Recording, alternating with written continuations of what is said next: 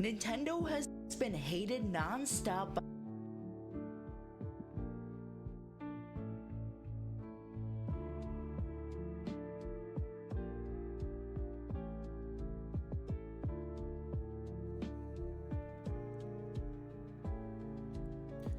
Hello everybody, dear Helldivers, and welcome on this fine Saturday, well, not afternoon, night already here, or maybe for you it's afternoon. Welcome to another stream. Really excited for today, especially for the game that I've planned. How has your day been, or your week? For me it was a little bit strange, for especially Friday until today. It was kind of strange because on Friday I worked from home because afterwards we went with the chef and colleague to a Christmas celebration, and afterwards then I went home and I was so extremely tired. It was so strange. It was about 2 or 3 in the afternoon, and yeah, I laid down to sleep, and then I woke up at when did I wake up? I think half an hour to midnight. I think I woke up. And then I stayed up until I think 10 in the morning. Went to sleep again, and I woke up about 2.5 hours ago. So yeah, my sleep schedule is non-existent basically at this time, and I need to fix this till Monday. Oh man, that's so strange. It was also that thing because in the winter it gets dark after, you barely have any daytime, and then it's already dark again. And yeah, I woke up at, what was it, 19 o'clock or 7 p.m. I looked at the time and I still didn't really fully realize where I am right now. I had also to check the time, the date, to see if it's now Saturday, maybe even Sunday. It's so strange. You know that? Did you have that moment where moments where you didn't really know the time, or where you even were in time? Yeah, it was strange. So yeah, but I'm glad that to be here again, to have a little bit of structure now again with the stream, and hopefully, oh yes, and sorry for starting so late. Yeah, and yes, this is also the reason why I didn't stream yesterday. I kind of slept through all of it. I would have been too tired anyway. I was extremely tired. And where was I? I just changed topics again. Yes, I need to stop doing that. Yeah, but I'm glad to be back here. Have a little bit of structure, and maybe I'll also stream tomorrow to compensate for yesterday, where we continue Hail to the Rainbow. And today we will play the Complex Expedition, but before we do, I wanted to maybe watch another video together that I found today, just by coincidence. I don't know. It was launched today or one day ago, and I would like to. I'm really curious about it, and I would like to watch it with you. It again has to do with Nintendo. They seem to be kind of a lot in the news lately. But yeah, I hope your day was at least a little bit better than me, and meaning that you at least know what day and time you woke up to.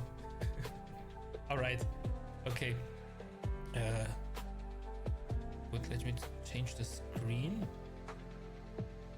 But I first put the browser here, then change the screen, and boom. It is the video. The entire internet hates Nintendo now, from How to Gaming. And yeah, I'm curious about that. Why does the internet hate Nintendo right now? I mean, I don't hate Nintendo, I just don't support them since a few months ago. Okay, let's go.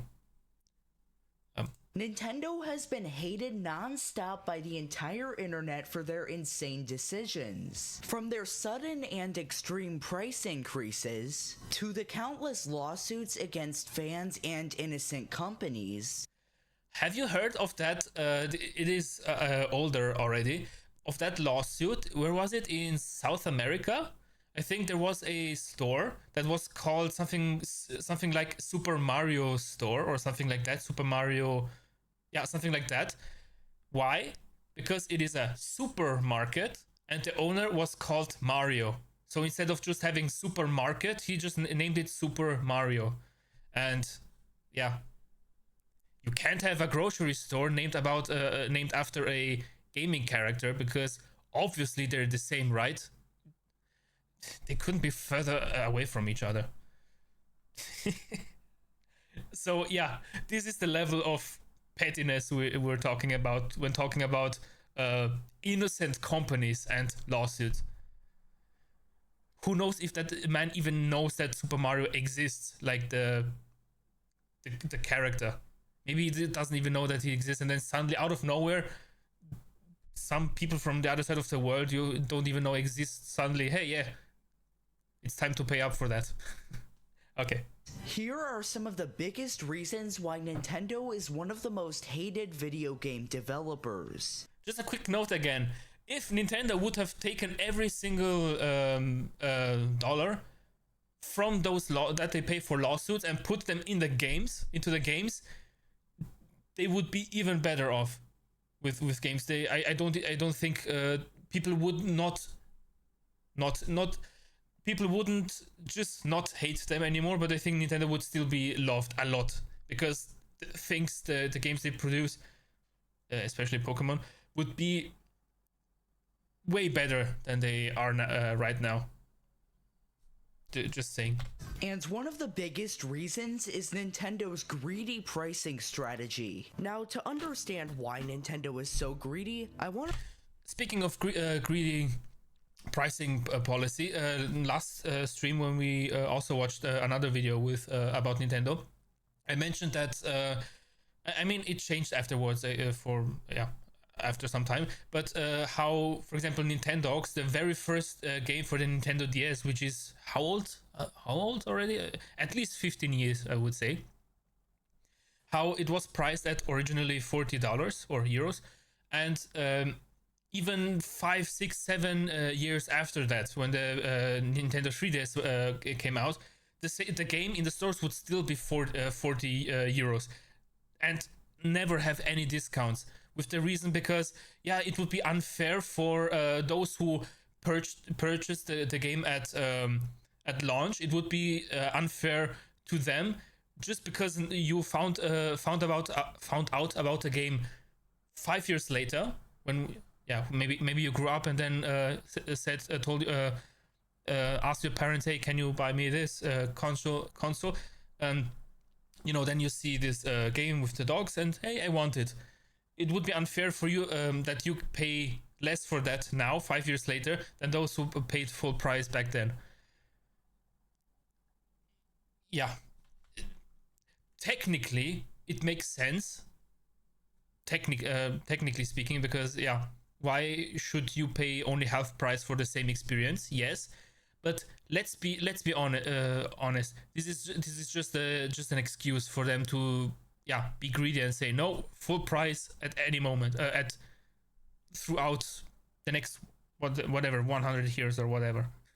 Let's be honest. I want to remind you of what it was like when Nintendo actually cared about their fans. And one of the most important people in this mission was Satoru Iwata. Satoru Iwata was the global president of Nintendo from 2002 to 2015. Iwata was known for being a very friendly figure, and he kind of understood that the world of gaming was about fun and not... I think in the last video that we watched, it even was said that he is also a gamer himself, I think. Or at least he really understood gamers and really was on their side and made games for them, not just make games to make money for yourself. And I'm not sure if because he passed away, I think 2015, and sorry. and then he passed away, and then a corporate person took over, and of course these people care only for profits and not to make a product for your customers. Just does it make sense? You're making a product to earn money instead of to make a product for the people. Obviously, both reasons, both ways includes you create something, you sell it to people, and you get money for that. It works for both, but it's the implication. Are you making something just to make money, or are you making money out of passion and to give the passion to others as well? Do you know what I mean? You have a passion of something, of gaming, and you want to share it with others. And alongside the way, of course, you have to earn a living, so you get money for that, which obviously makes sense and is only fair for that, because why should you work and give it away for free? I mean, it makes sense, but yeah, economy and all of that. But it's the reasons behind it, because if you really make it for the people, you want it to be the best it can be. Just also because it is personal. If you really care for gaming, you want to have the best experience for you, and if you want to share it also for others, to have also the best experience they can have, because you also want for yourself the best experience you can have. If you only care for money, of course, make it as cheap as possible, as greedy as possible, as just barely functional. At least it functions, and throw it out, and you get a lot of money for that. That's it. Because money, I just want the money. So this is also the thing about that you see, and it is obvious what I'm saying. But if you compare indie games with AAA games have maybe 100 times the budget or 1,000 times the budget of indie games. But why are indie games winning game awards right now? Why are they selling better than others, than other games, than AAA games? Why? Because it's the same thing with the passion. The people love it. They maybe even spend, if they don't even have a small company. The game from Schedule 1, for example, I don't know if he has a registered company now, but from what I know, he's just one guy, and he, after work or after university, whatever, he sat down at home and said, hey, I'm programming this now. And he made it because he made it out of passion. And then the game obviously exploded because it was an amazing game. It wasn't just AAA game quality, which doesn't say anything good, at least. But yeah, so about this guy, he, from what I understood from the last video, he also was a gamer, or at least he had their interests at heart. And after he passed, I think this was also the time in 2015 where let's say the quality of Nintendo started to go down. Maybe not the quality, but the morality. You know what I mean? Their connection to the players. Let's say it like that. Not about business. And in 2011, Iwata proved that this was his personality in the most honorable way. Because after the 3DS released at the very high price of $250, listen to that, high price, $250 for a console. And today we're talking about over 500. I mean, the Switch has what, 450, I think, $400. PlayStation, Xbox, over 500. Phew, how much the times have changed. Back then, everything was better. Nintendo was starting to lose money, but instead of firing employees to make up for the losses like most executives would do, Iwata cut his salary in half. Respect, really respect. The highest respect you can show others. Not fire others, but cut your salary down. This is just wow. Oh, whoops. also had a big part in starting Nintendo Directs up and expanding their reach. He hosted a large number of Directs and he came off as very warm and friendly. But after Iwata unfortunately passed away and some new leadership came in, Nintendo started to become a more greedy, business-first company. And while you might think that Nintendo's greed started when they priced Mario Kart World at $80, it's been happening for far longer. Let me give you a couple of examples. One example of this greed is the release of Super Mario 3D All-Stars back in 2020. Oh yes, I think it was priced, he will probably say it at $40, $50, $60. They didn't even enhance the graphics, I think, and it was only timely limited. It is just a port of the original game. No asset has been improved, absolutely nothing. It all has to do with the controversial decision Nintendo made to make this game a limited time release. Yes. Because Super Mario 3D All-Stars was only available between September 18th, 2020 and March 31st, 2021. With Super Mario 3D All-Stars, you can really see the business side of Nintendo shining through, and along with that, the greed. Because as it turns out, selling 3 best-selling Mario classics on a system where they aren't at all available for a limited release during the holiday season is the perfect storm to sell as many units of something in the shortest time possible. And this strategy ended up really paying off for Nintendo because when it was all said and done, Super Mario 3D All-Stars sold over 9 million copies. Ooh. Now, of course, there were some physical copies that kind of floated around for a couple of years because Nintendo probably wanted to sell those physical copies, but they prioritized having a limited release. Just a short mention. Super Mario 64. I haven't played it as a child.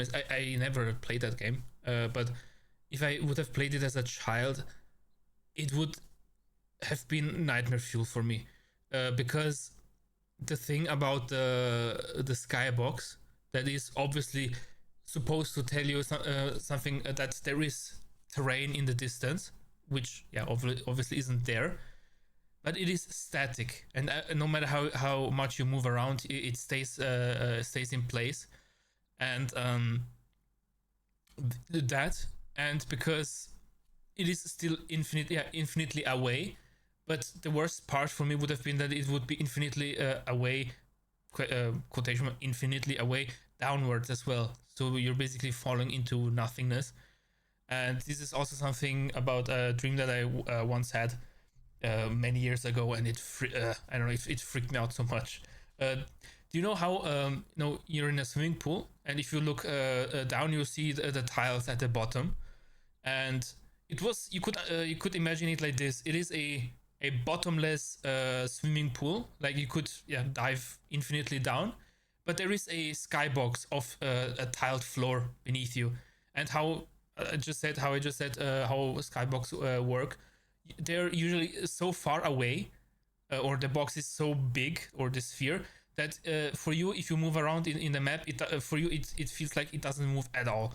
And it was exactly like this in my dream as well. That no matter how far I swam in the swimming pool, I looked down, it was always the same tiles below me, and this was so freaky. And since then, I hated the kind of the out of bounds in games, but not out of bounds where there are low poly items, buildings. It's those out of bounds where the map just cuts off, just like Flat Earth. You have this the map, and then just cut off and void afterwards. This is something that is that I still carry around. And this is also the thing with Super Mario 64, because that game just has a lot of maps, small maps, and most of them are like this Flat Earth, where there is no walls that keep you inside, where you can just fall off. But obviously you also have a skybox.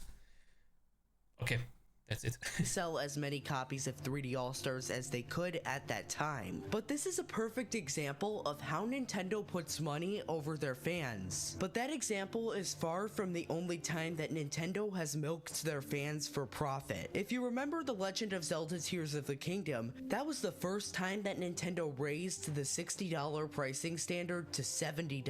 Okay, I didn't and while know that that might sound like it makes sense because Zelda Tears of the Kingdom has a lot of content in it, but this large amount of content in Tears of the Kingdom was kind of reused. Because while Tears of the Kingdom was an impressive game, it reused a lot of the maps and textures from its prequel.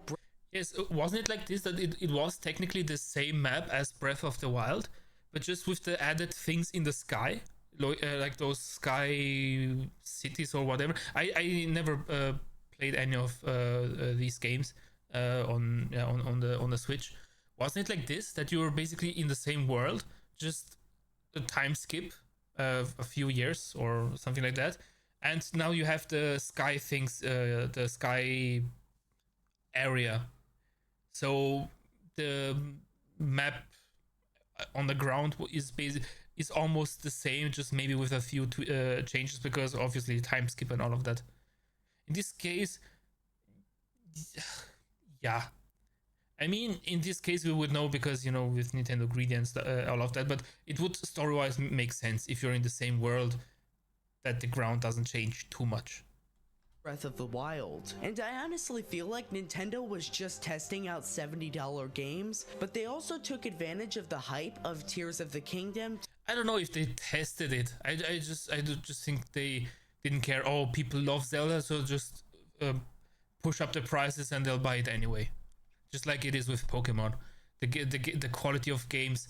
I have only watched videos of Pokemon ZA, and compared to what Pokemon has been before, and not just the game before, but a few games before, the quality isn't just decreasing slowly. It takes a nosedive. Every game is just a nosedive, and the prices keep going up, and people still buy it. They eat it up. So they don't see a reason to change anything. They can put in lower effort to make those games and even push the prices up, if at least they would stick only to one thing. But no, they're doing both. One goes down, the other goes up, and they're still making a profit with that. Why change things, right? To make a little extra profit off of a game that was already significantly boosted by content Nintendo had previously used. But those examples don't even include something else that Nintendo is notoriously greedy when it comes to. Those things being remakes and ports. Nintendo knows that their fan base is nostalgic and they're rich because of it. So when it comes to either porting or remastering their older games, Nintendo charges the highest price possible that they can get away with. Yep. Luigi's Mansion 2 HD is the best. They can get away with, and they also do. Best example of this. The remake itself costs $60, and while that's a problem on its own, it's not the main issue here. The issue is that the $60 price tag is the highest price this game has ever been. Luigi's Mansion 2, or known as Luigi's Mansion Dark Moon on the 3DS, cost $40 when it came out. That means that Nintendo sees Luigi's Mansion 2 HD as such a valuable asset that they are willing to charge $20 more than the historical high for this game on the 3DS. And this strategy is insane on its own, but that's let me back outrageous. it up with a recent example. The Super Mario Galaxy 1+2 bundle released Oh no, wait, it was this game that didn't get any changes in quality, right? You know, assets or stuff.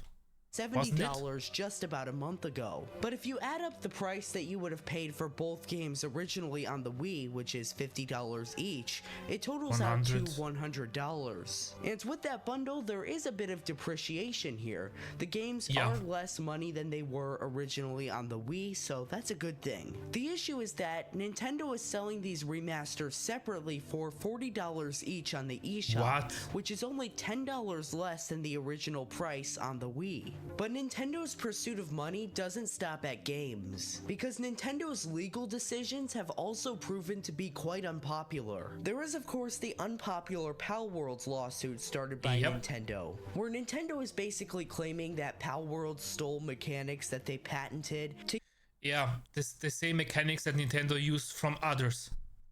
So it's like I'm stealing from others, then somebody is stealing from me. Police! He stole from me! Get him! Right? use in their game. And the optics of this lawsuit are actually horrible. It's a very concerning thing that Nintendo is trying to trademark game mechanics essentially. In my opinion, this should not just be not allowed but illegal. Even for trying, honestly. It just because there is no reason to do this except for being greedy. And this level of greediness honestly should be illegal. Most people's Nintendo should not just lose that lawsuit, which I think they did. Honestly, they also should get a penalty just for trying. Opinions, trying to patent game mechanics just seems like it's going too far. Like, it's one thing to try to patent your intellectual Doesn't seem like property, it is. or trying to keep people from copying your brand image. To me, it's kind of like if Coke tried to sue Pepsi for being too similar. It's just kind of a crazy claim. It's but stupid. the Pal Worlds lawsuit isn't the only legal dispute that's been controversial with Nintendo lately. Yep. There's also the entire Switch 2 bricking situation that occurred earlier this year. Yes, I had a rant about that last stream, yes. Basically, Nintendo changed the terms for their EULA, or their end user license agreement, to make it so that they could brick your Switch or Switch 2 if you downloaded Wait, the first one as well? What? software that didn't comply with their terms. Now, I haven't seen a single I mean, I said last time that as far as I know, Europe is safe from that because of Europe's laws, that you cannot do that. But wait, the Switch one as well? I thought only the second one. Wow. But how would they do that? I mean, with a software update where they deactivate everything, okay. But if you crack your Switch 1 and also Switch 2, if it's only as a software issue, couldn't you technically repair it or repair it or remove it or whatever? I always thought about it that it may be something, a software thing that somehow damages the hardware. Like there was this controversy with Helldivers 2 where the game was so unoptimized that apparently it started damaging people's GPU because of how the game ran and all that. How realistic this is, if it even is, I don't know. I haven't looked into that too much, but okay, wow, another minus point to Nintendo for me. verified case of this actually happening, and you guys can tell me down in the comments if I'm wrong about that. But regardless, the Brazilian government was not having it, because Procon SP, the Brazilian Consumer Protection Agency, essentially told Nintendo that the terms of this EULA are questionable under Brazilian law. But now I want to discuss who or what turned Nintendo into such a greedy and entitled company. Greedy people. Well, the way I see it, it's pretty simple. Nintendo has always been this way. Well, I kind of disagree. At first, maybe not. Like with the previous president who died 2015. I would assume that at least he kept those people in check who were greedy. I would say. At least this much. Example is the Wii Sports dispute between former Chief of Operations at Nintendo of America, Reggie Fils-Aimé, and the executives at Nintendo Global. Yeah, Reggie, GOAT. He's amazing, yeah. Reggie wanted Wii Sports to be a pack-in game for the Wii, and he pushed really hard for this to be the case. He thought it would be a good idea to show off the proprietary concept of the Wii to people and kind of how to use it. But of all people, Shigeru Miyamoto, who is not at all known for being involved on the business side of Nintendo, pushed back, where Miyamoto stated, quote, "Neither of you understands the challenges of creating software that people love to play. We do not give away our software." I understand that. that you don't give stuff for free. But games or small games that are meant to teach you about how to use a console, especially since how the Wii I think was the first console ever that had those controls that picked up movement and had those infrared thing that picked up where you're pointing at the game at the screen, and all of that. This is honestly, in my opinion, these types of demos, which aren't supposed to be full games, just a small demo.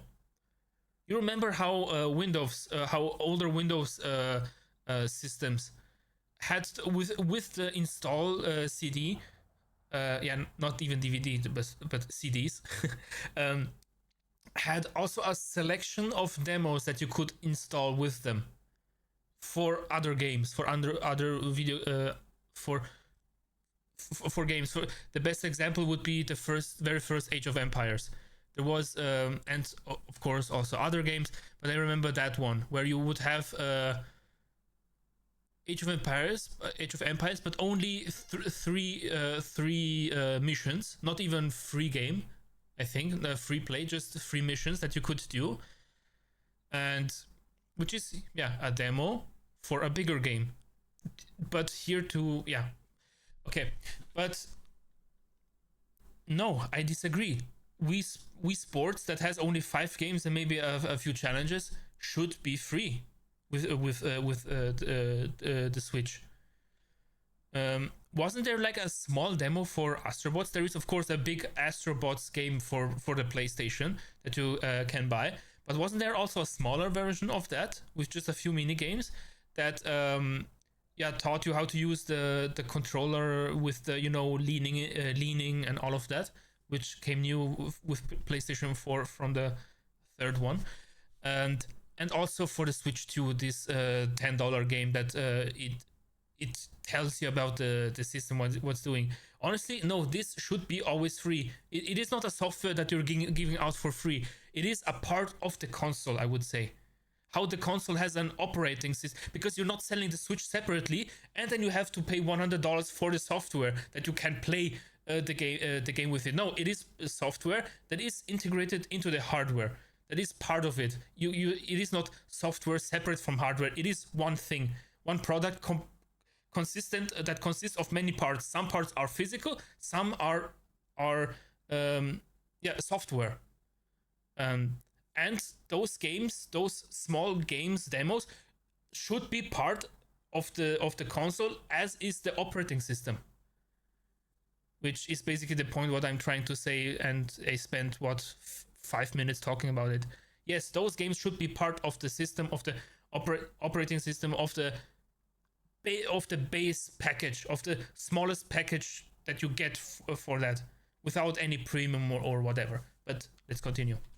Wii Sports was only included with the Wii because Satoru Iwata, who I mentioned earlier, decided that it wouldn't be a bad idea to include Wii Sports with the Wii because it would teach people how to use it. Exactly what I meant. Yes, it helps you learn how to use it. And if you like it, obviously you buy more games, making them a higher profit than those $10.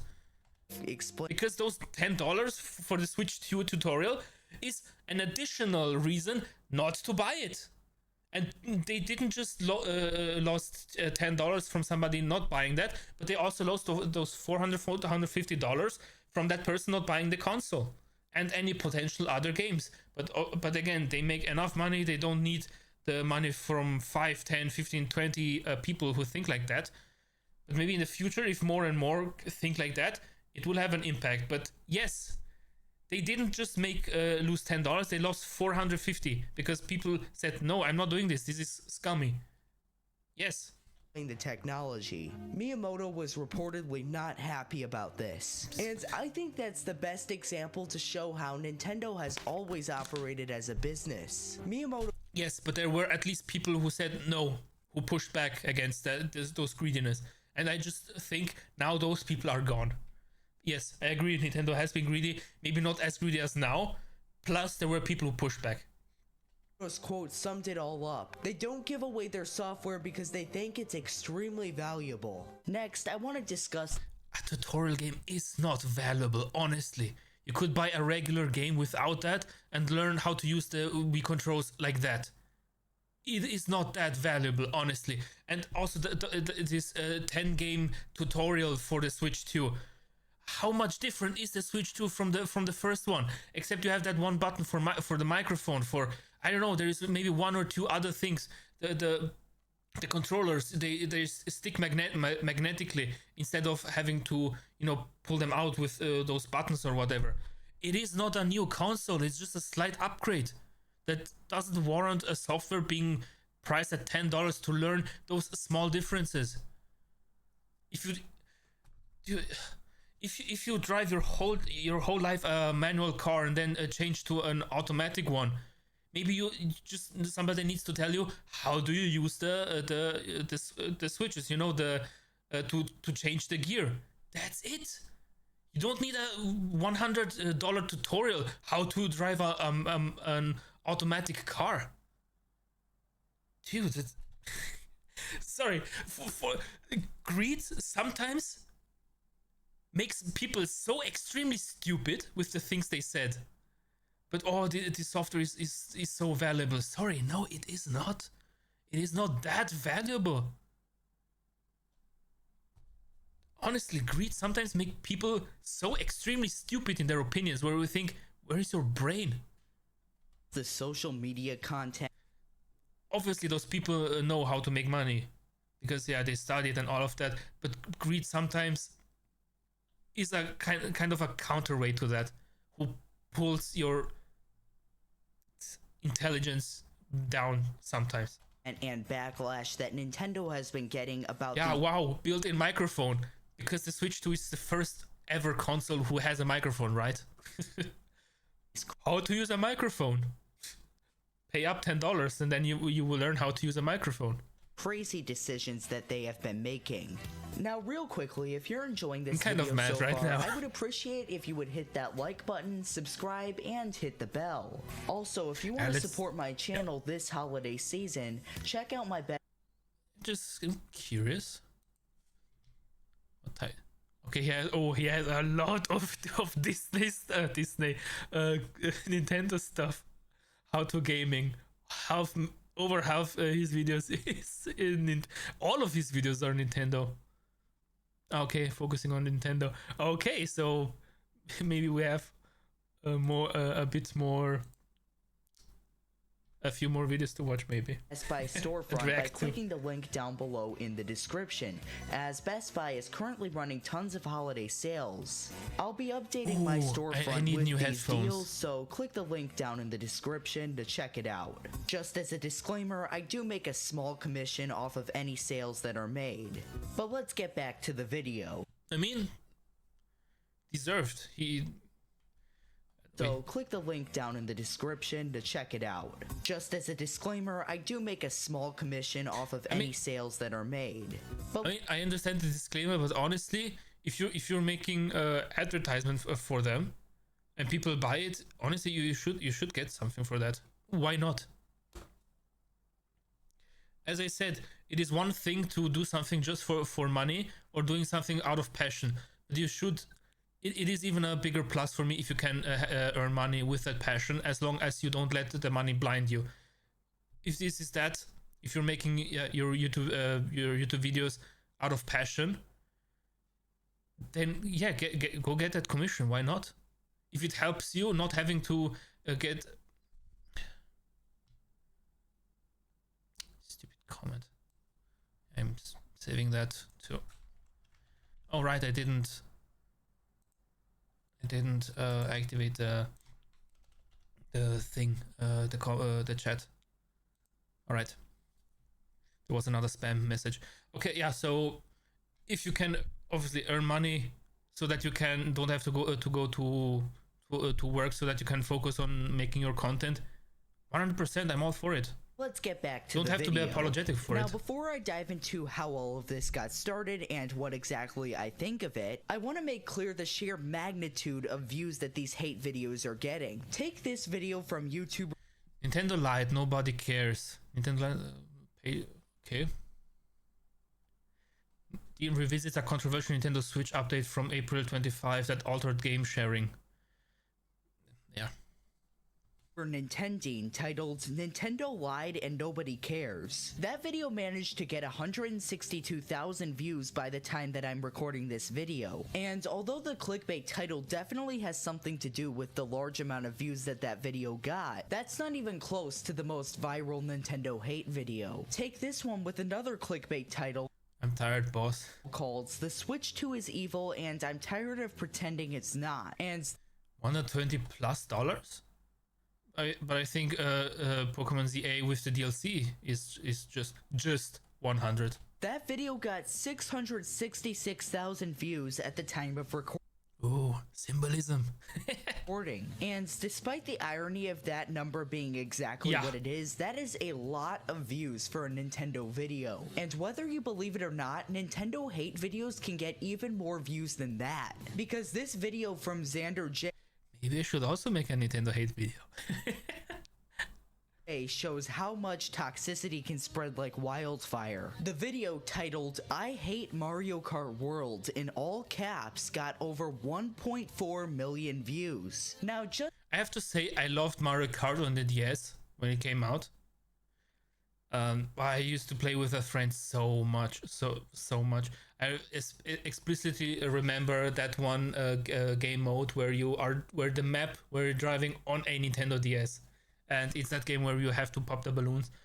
But with time, I don't know, graphics got better. Okay, maps got you got new maps. There was also a kind of a season pass where you get older maps from previous games, just overhauled graphic and all of that. But the games aren't that different anymore. Maybe you get 1-2 new power-ups, but honestly I don't even care about Mario Kart World, honestly. Even if it were at 10 euros, which it will never be, I think I wouldn't even buy it, just because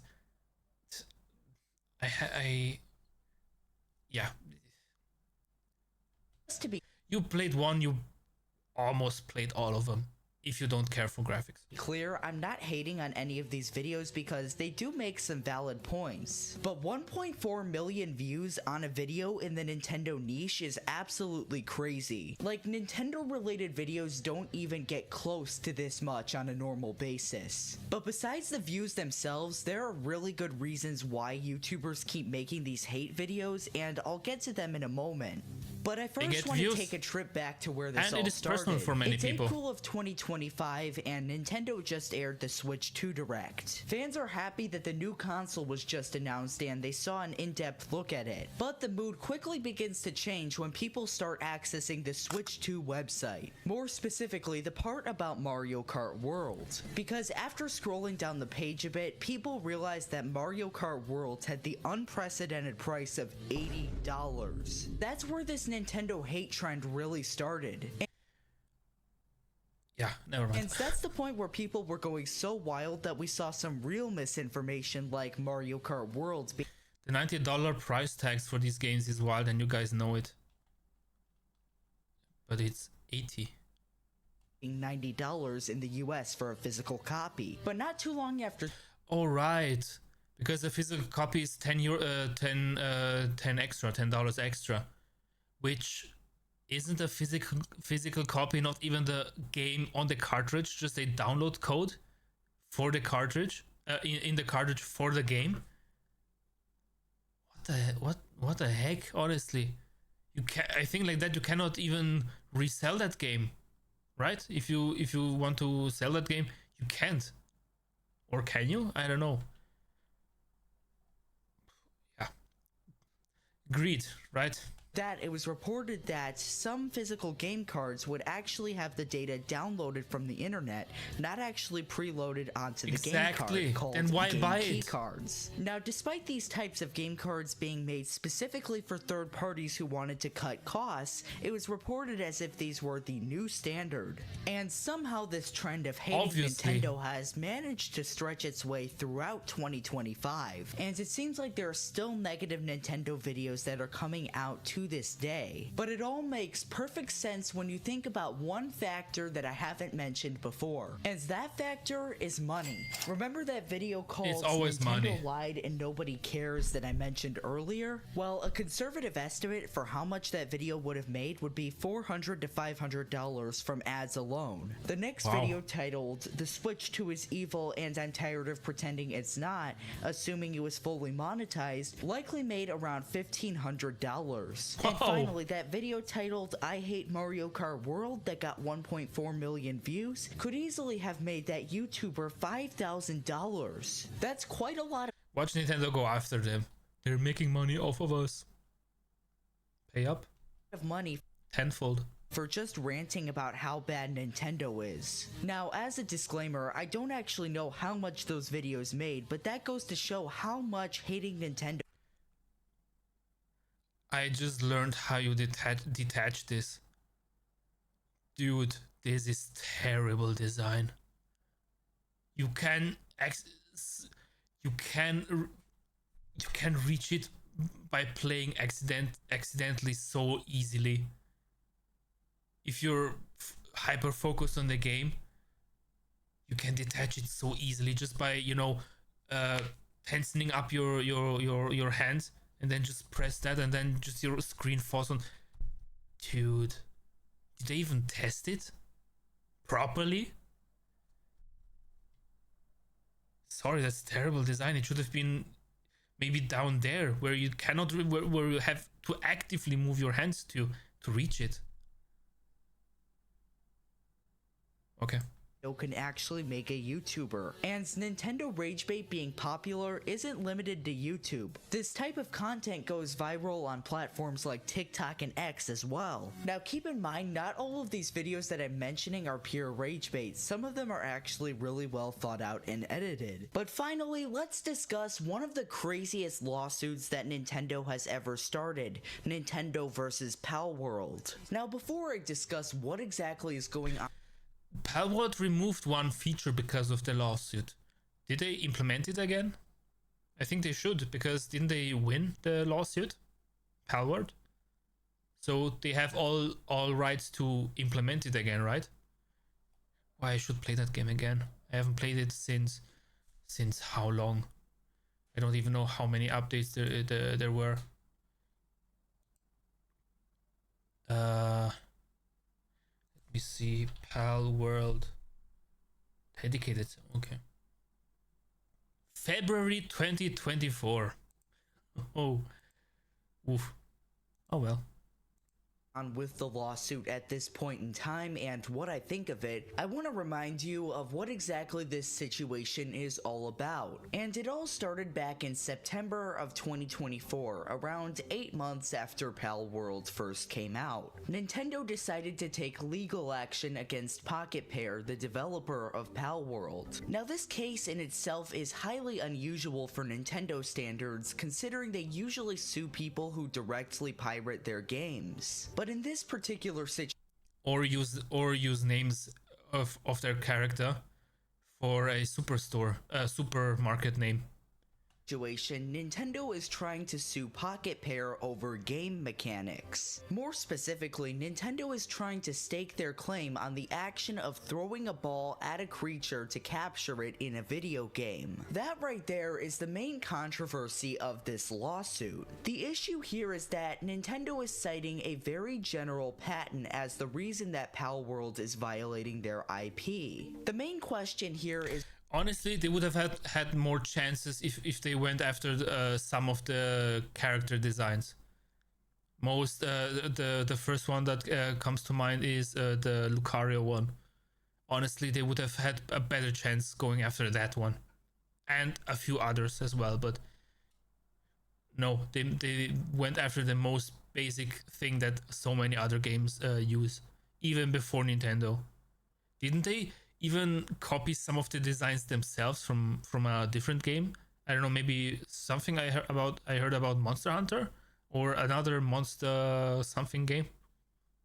Well, whether or not Nintendo's concept that they patented was even legal in the first place. And that legal question is where the controversy really stems from as well. If Nintendo were to get their way and keep these patents legally upheld, it could mean that other companies will also try to file patents and sue over these patents.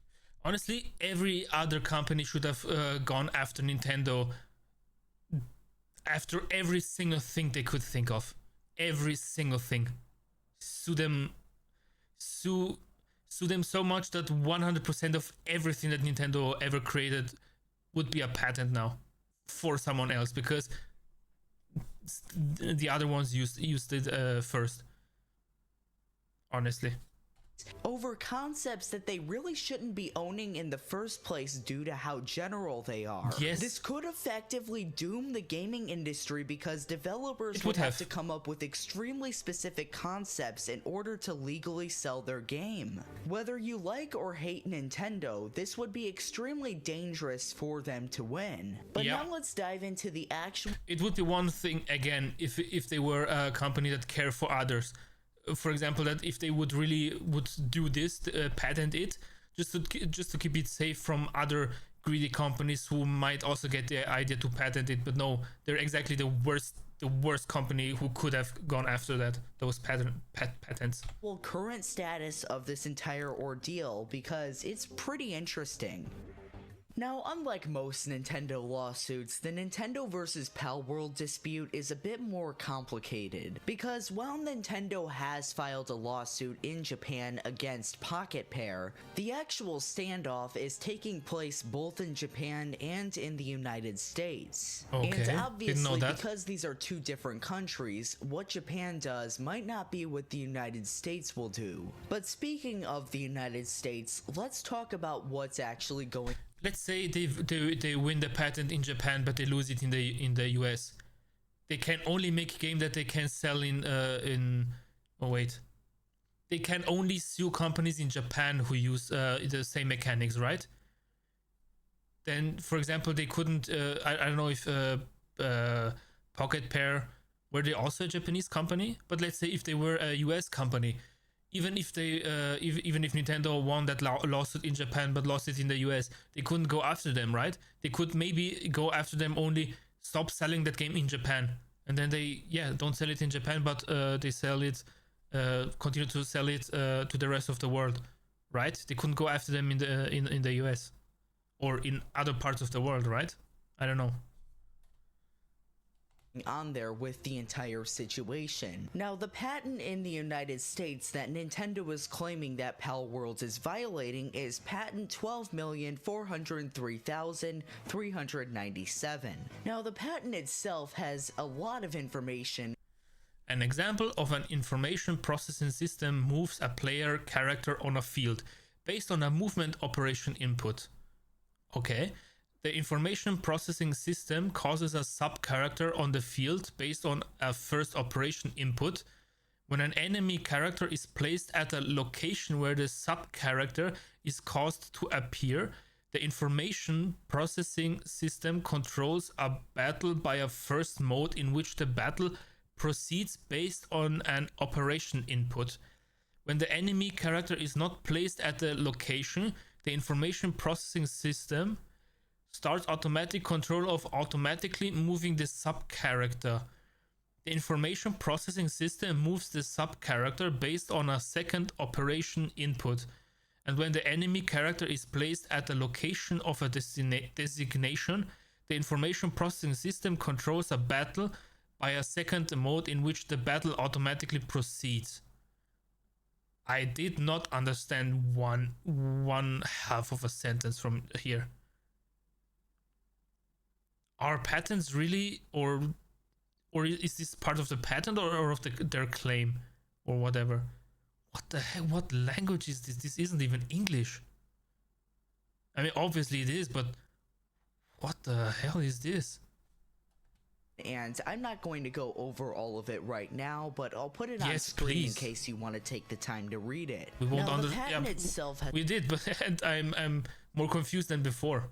a lot of complicated details, but there's one Complicated is underlying putting it theme easy. here. The concept that Nintendo is trying to claim is extremely general. Trying to make an entire case over this one patent is definitely something that would be legally challenging for Nintendo to do. And because of that set of circumstances, the US Patent Office is re-examining Nintendo's patent. A re-examination is something that does not happen very often with patents at all. And because of that, the Patent Office probably believes that Nintendo doesn't have a legal patent. If the Patent Office decides that the patent is not allowed, this would likely make Nintendo's case fall apart in the United States. Nintendo has not officially filed a case in the US as of right now. Okay. But knowing Nintendo's lawyers, they might try to appeal the decision, so it might not all be over at that point. Now, unlike Nintendo's patent situation going on in the US, they've actually filed legal proceedings in Japan. Now, the case itself is still over patents, but Nintendo is actually taking Pocket Pair to court in Japan. The difference here is that the case is far more progressed than in the US, where there's not really an official case and it's just a dispute. Now, in this case, there are 3 different patents that Nintendo is claiming Palworld has infringed upon. Similar to the US patent situation, all 3 of these have to do with game mechanics. In reparation, Nintendo is seeking the ban of Palworld in Japan and a monetary payout, which, in my opinion, in the unlikely event that Nintendo were to actually win the case, they probably would not get the ban of Palworld and a monetary reparation at the same time. Now, of course, Pocket Pair is claiming that the patents aren't actually valid as they should be. Pocket Pair's main reasoning in this case is that several games in the past have also used similar concepts, Yes, exactly. and because of that, Nintendo can't All these other games and companies could go after Nintendo for that, just out of spite. And honestly, they should. straight Just a combined, just that they combine each other and go after them at once and not separately. up patent it. Now, the Japanese patent office seemed to go for this argument because they basically cited the same reason when they informally rejected Nintendo's patents. Now, keep in mind that this rejection is informal, so there's nothing legally binding at the time being, because Nintendo does still have to respond before anything can move forward, and what will likely happen is they'll just narrow down the patent or completely change it so that they aren't formally rejected. This would have to be done very carefully because Nintendo would have to file a patent that's unique while making sure that their lawsuit doesn't fall apart. If they can succeed, Or just a suggestion, take that money and put it in your games, in your game development process. Then you would have people like your games, and you would not have to compete with Palworld. It then would be like PlayStation and Xbox maybe. You just take the one that you prefer. If you prefer Palworld over Pokemon, you take Palworld. If you prefer Pokemon over Palworld, you take Pokemon. But like but how it is like this, even people who would prefer Pokemon may go to Palworld because Palworld is more similar to the Pokemon they would have liked to have than actual Pokemon. Maybe, just just a thought. that doing this, they'll have a much stronger case when legal Then they would have to put effort in that alongside the money. proceedings actually start. Now, like most legal cases, proceedings are usually very slow, so it might be a while until we actually see some results. But now let's discuss what the most likely outcome of this entire ordeal will be. First off, Nintendo in the losing, US, hopefully. I don't really think that Nintendo will ever end up filing a legal case. It's looking very likely that the US Patent Office will reject Nintendo's patents, Yes, and please. that would give them no legal grounds to sue. The Patent Office very rarely reevaluates patents, so the fact that they're reevaluating Nintendo's patent probably means that they're going to reject it. Now, in Hopefully. Japan, the outcome will probably be a bit more complicated. As it stands stands right now, it's not looking good for Nintendo's current patents to be upheld. However, if they do revise them to make them a bit more original but yet still something that Palworld's violated, they might have more of a case. I do think that Pocket Pair has a really good chance of winning this case because Nintendo will have to— They should just by default. Honestly, they didn't violate anything. To be extremely strategic about how they proceed, because there is still a chance that Nintendo might just decide to not revise the patent and completely drop the case. Just about the thing with Palworld, with the designs, even that you could maybe argue that one that looks like Lucario, oh, they copied the design. But honestly, isn't there like this god of death in Egypt, Anubis?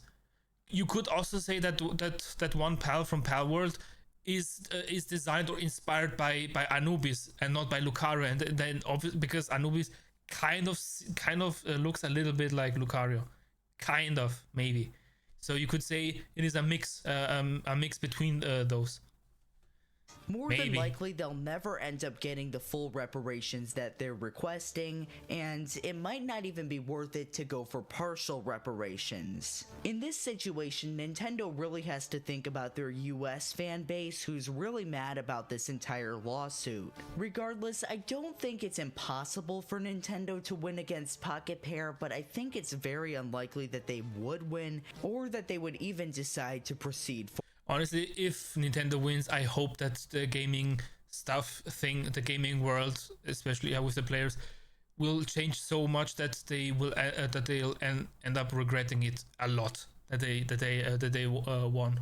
Forward, but we'll see what happens within the coming weeks and months. But anyway guys, that's gonna do it for today's video. Don't forget to like and subscribe and check out my Best Buy storefront. Thanks for watching. Ooh, that was an interesting, nice video. Man, yeah, Nintendo making one terrible mistake after the other. But hey, they can afford it. Don't they make so much money that they can survive millions of, if they have millions of loss every year? I think they can survive for another 100 years without batting an eye. I think. So, yeah. Still. Okay, this was this video. The entire internet hates Nintendo now, from How to Gaming. I put the thing in the description, the link, if you want to watch it yourself, or maybe check out the channel, his channel he has. As far as I've seen, every single video is also about Nintendo or Nintendo related stuff. So check it out if you want. Okay, now we get to the game that we planned for today, which is again the Complex Expedition. Let me change the Complex Expedition. Complex Expedition like this, and start the game and change the game capture screen to the game. No. Wait a moment. Doesn't want to show me the property, the correct window. There it should be here somewhere. Ah, here. It should appear any moment. Yes, here it is.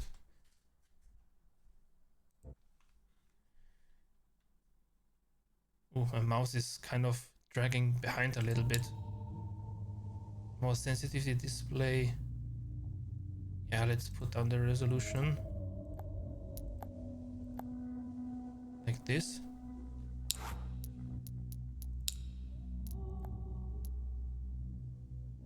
Yeah, my mouse is kind of dragging a little bit behind. I hope it won't be an issue. Okay, we're inserting the tape. I mean, I am sure.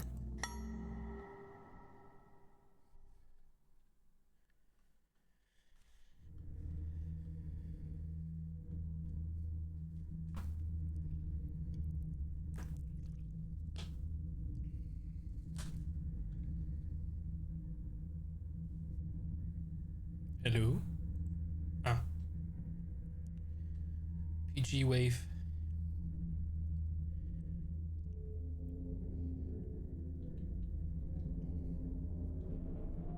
The complex. Expedition.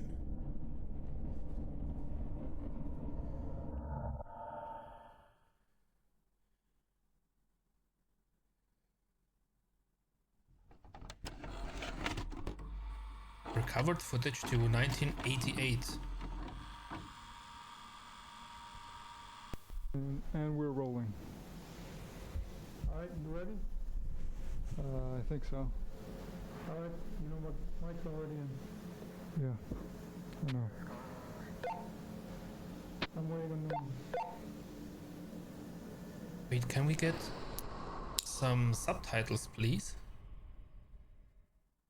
No. Well. Ah, here we are.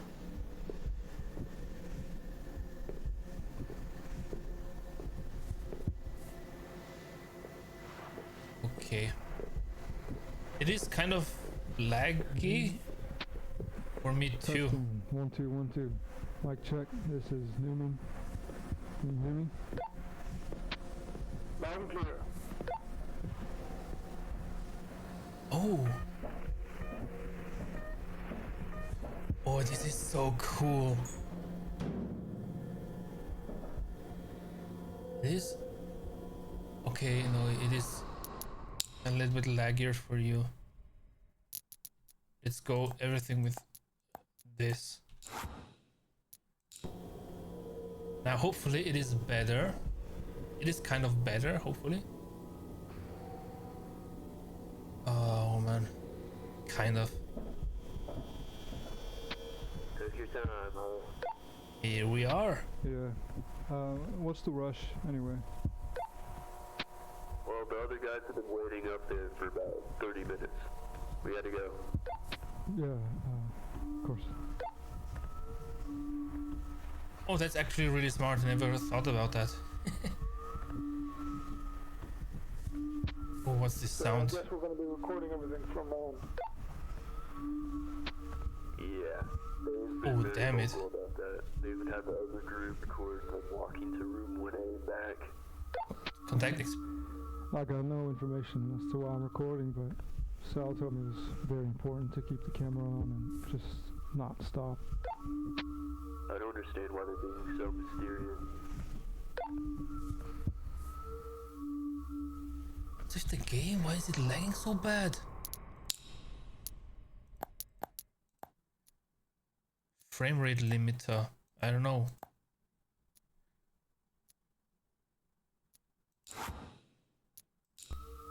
It's still lagging? Yes, okay, let me restart the game. Progress is saved, good. Let me restart the game, maybe we have to completely restart it so that the changes are,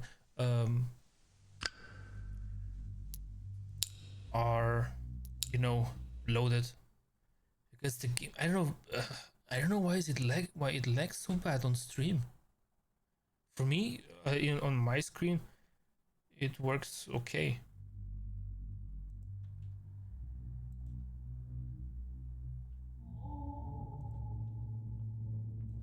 PG wave. Can I skip? The complex series is not connected with previously. Okay. Oh, so it's a series. Oh, we really have to check out the other ones.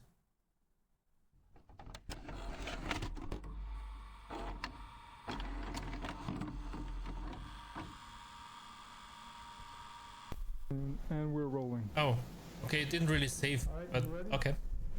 I think so. Alright, you know what? Mike's already in. Yeah, I know. I'm waiting It's on still kind of lagging, or maybe it looks only. Testing. 1 2 1 2. Oh Mic man. check. This is Newman. Can you hear me? Loud and clear. Oh man, I'm so sorry. I have no idea why it's lagging so much. Take your time, Yeah. What's the rush anyway? Well, the other guys have been waiting up there for about 30 minutes. We had to go. Yeah, of course. I have to check it out. My phone, maybe. I guess we're going to be recording everything from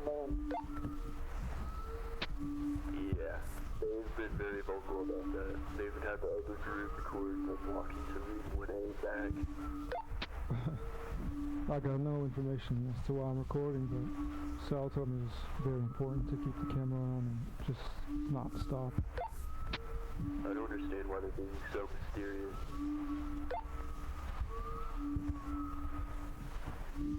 But usually level 0 of the backrooms are always lit up pretty well. Only level 1 is kind of dark like this, so... And those creepy sounds. Oh, that's creepy. Okay, let me check it out.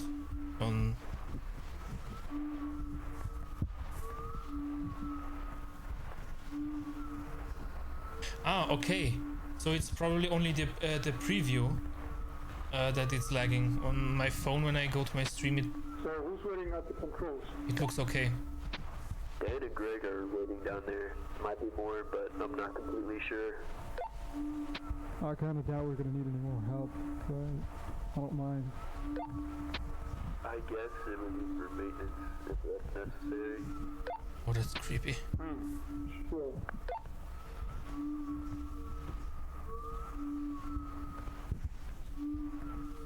I'm curious, these sounds, are they just for atmosphere? For us, for atmosphere? Or are they really from the environment? We're almost there.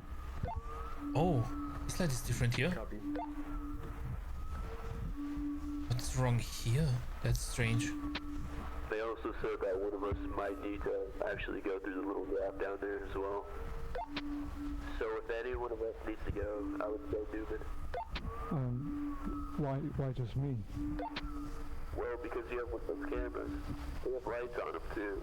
You could, but now you have to go down there anyway. Yeah, I guess. I'm curious why we are even wearing those hazmat suits, because backrooms should have regular oxygen, right? Oh, here we are. Okay, David, Mike, and Newman. Hello, boys. Wait. Hey, boys. Yeah, we had some issues with the camcorder. It's not too much. Yeah, well, we got work to do. Should be set up. Dan was helping me with it. Seems like he knows it better than me. Oh, that's creepy. They should be all set up. I've never actually controlled this thing before, so this is the first. I really need subtitles. I can't understand half the things they You say. should have control now.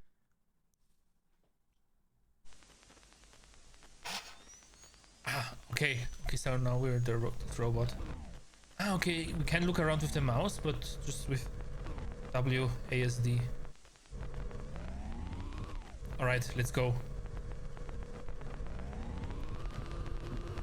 I've never seen in the backrooms an area this low. Man, I love the backrooms so much.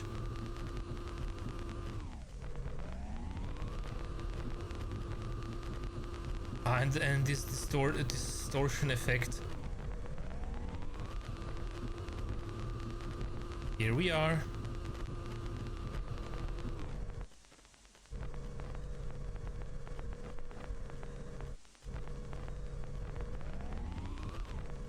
Oh man, we're so going to see something. We have a boost maybe if you see something that we can get the heck out of here. Yeah, this is definitely level 1 of the backrooms, not even level...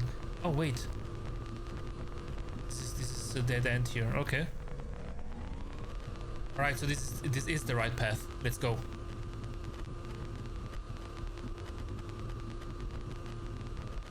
Honestly, if the backrooms didn't have any monsters, creatures, I could take a stroll for hours in there until this buzzing sound of the ceiling lamps keep being annoying or start annoying me.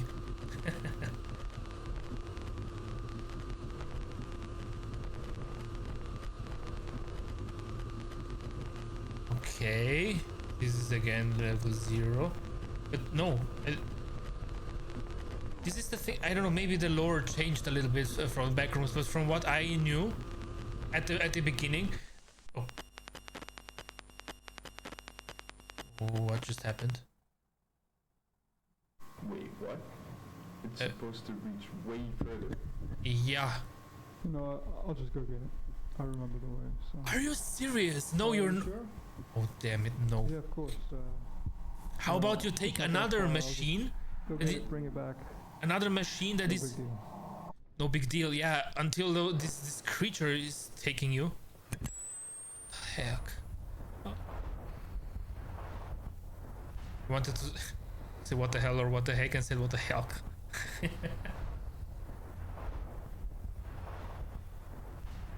Couldn't you take another machine or device that can be used to, you know, grapple the other machine and pull it back and then just drive it back instead of going through narrow spaces where you are slow? Wait. Oh, wait, what? How do I...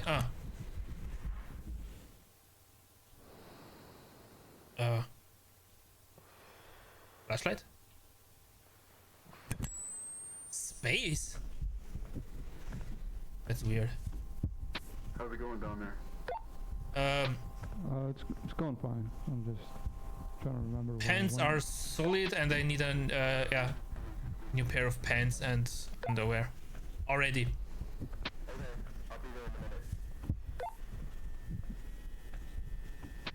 It feels kind of weird being in this part. Can No one's ever been here before. Can somebody Odd. please play the Helldivers soundtrack? Just keep it cool. Just so... Wait, it's gone. It should have been here. Right in front of us. It should have been right in front. Okay, I'm here. And it's gone.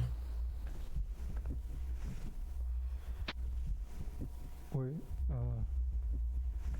the rover. It's gone. Yeah. It's not here. Yeah, get the heck out of here. You're in the right place.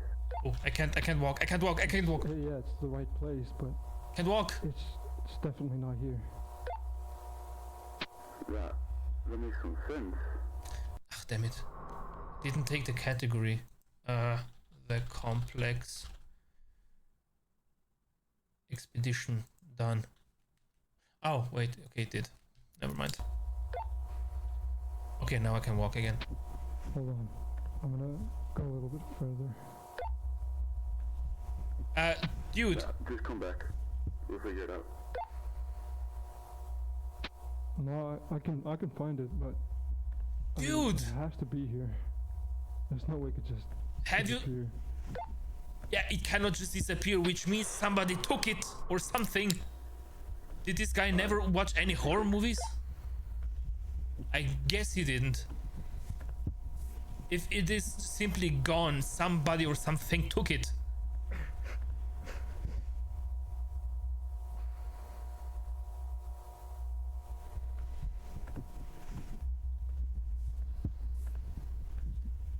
Oh man. We're so gonna die. The only thing that I don't really like so far is that it is kind of a corridor. This whole Backrooms. There weren't really... I mean, obviously it is here to direct you into the right direction so that you don't get lost. But still, you know, the Backrooms are always this maze thing. What the hell? Yes, you don't... Okay, wind, there is wind. brace yourselves. Now we're going to die. Greg. Greg, do you feel that? I think there's an earthquake going on. What? I don't feel anything. Everything's shaking, man. You can't feel that? Hello? Just throw you back. Ah.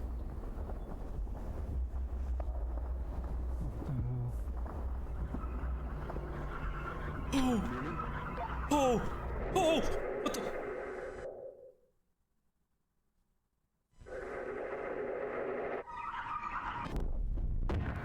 Ouch. Oh. No, no, no, no, no, no. No. Oh, hell no. Oh, hell no.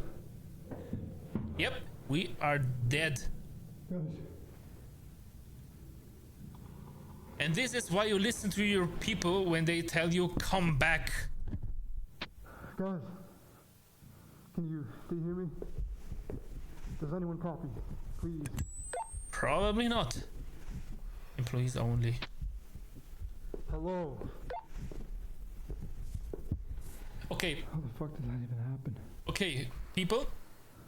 Now, before we continue, I would say, because I don't know about you, but I love liminal spaces and all of that.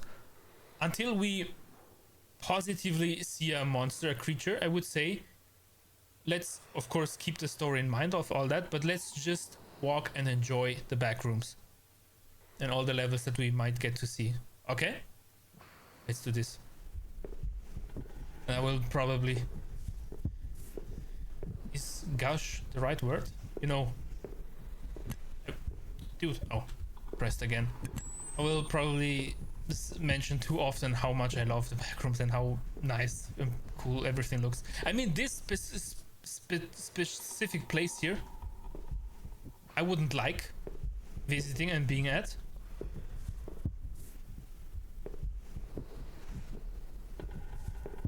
But yeah, let's enjoy as much as we can. Oh wait, we can sprint. Which doesn't really seem to be a good thing. Can we crouch? Wait, is C crouch? No. Control.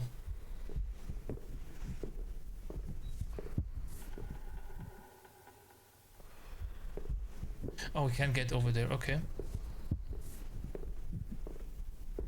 Now I don't know where the way forward is, because I don't want to get straight away to the place that goes on further.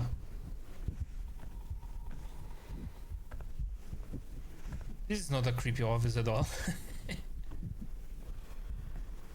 Just creepy doorways.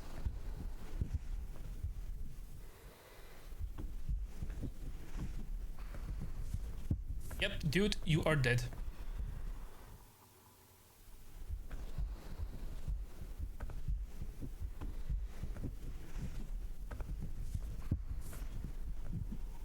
Okay, it's getting harder and harder for me to enjoy this.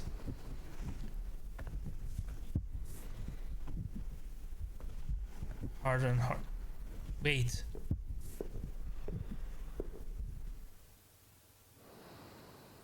Oh.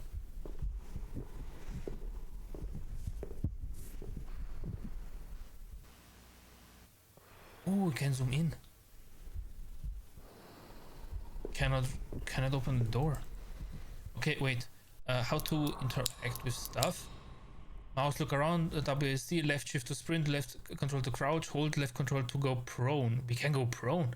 Hold left mouse to zoom in, hold use F to interact with doors, use spacebar to talk. Okay, so F. Should have tried F. Hello? Oh, wait. Don't tell me this is a mall. Oh, is this a mall?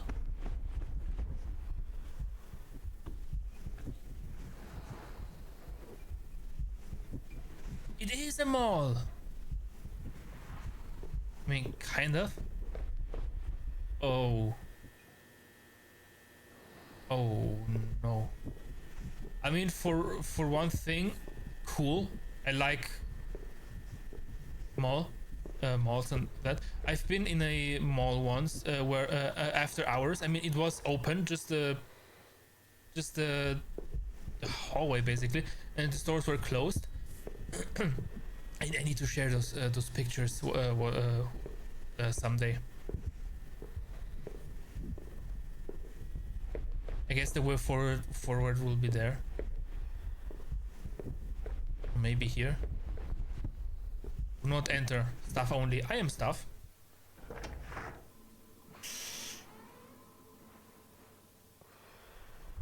Oh, door. I'm going in there later if this is a dead end over here. I don't like the violent shaking when we sprint. Sorry, we're closed due to renovations. Come back soon. Yeah, no. If I get out of here... Hey, at least we're back.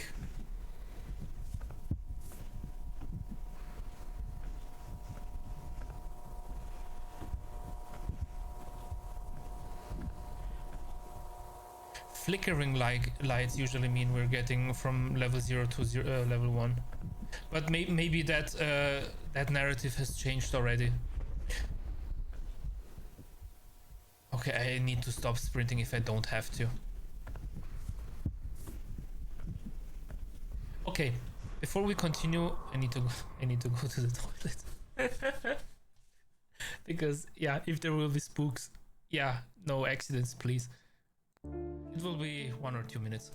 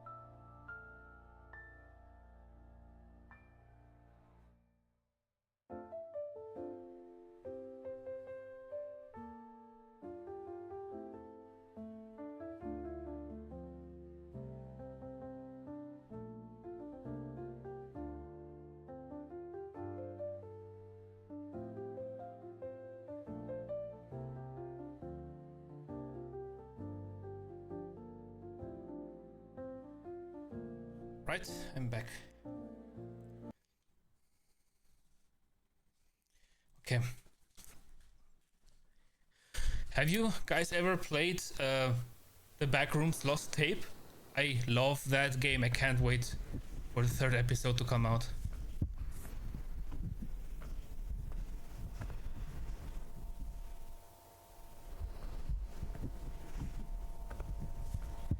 This is the backroom that I wanted to see. That's not just a narrow hallway, basically.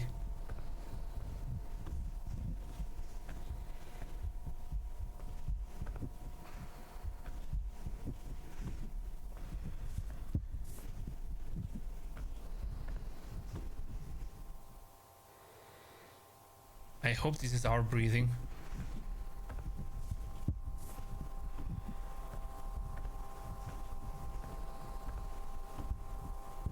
Ooh, they even have details on them, as they should. It's not just bright white light with nothing. Ooh, something different. I really hope that one bacteria monster isn't here.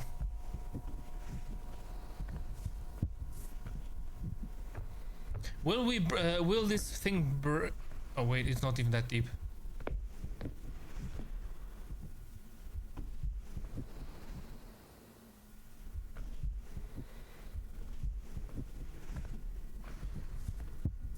You know how last week, this Tuesday, Wednesday, we played Minecraft for a short while because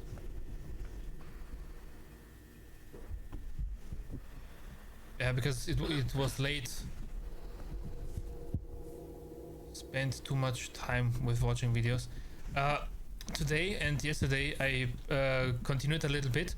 I also went through a few of those achievements, but I didn't claim the EXP so that then I can short in a few minutes say what I did and what needed to be done.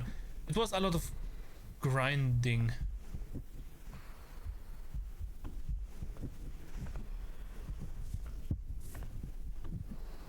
And I got a little bit creative, and I'm proud of that. Because yeah, as I said, I'm not usually that creative. I don't know if this is the right way even. It probably isn't. It probably is just one of many entrances to this complex here.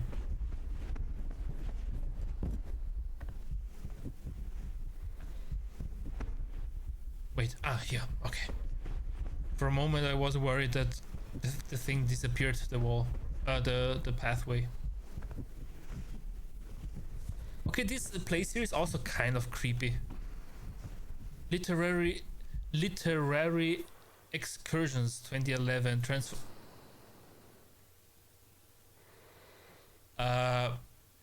Wasn't this tape recorded in 26th of June 1988? Why does this thing say 2011? We got older, 33 years in just one accident. Oh, what's this? Oh, me no like this.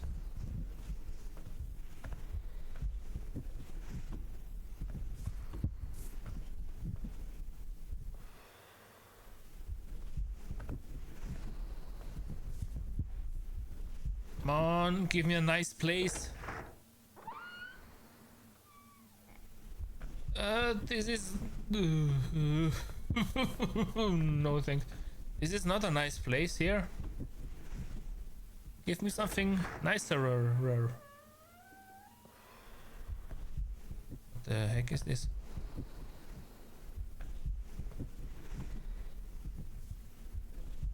What?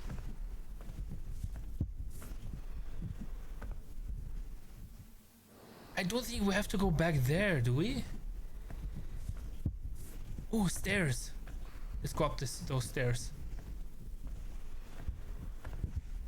They're always up to something, or lead up to something. Only for apartments 105 to 405. Violation of property concerns the law. Please help keep clean. Mark L.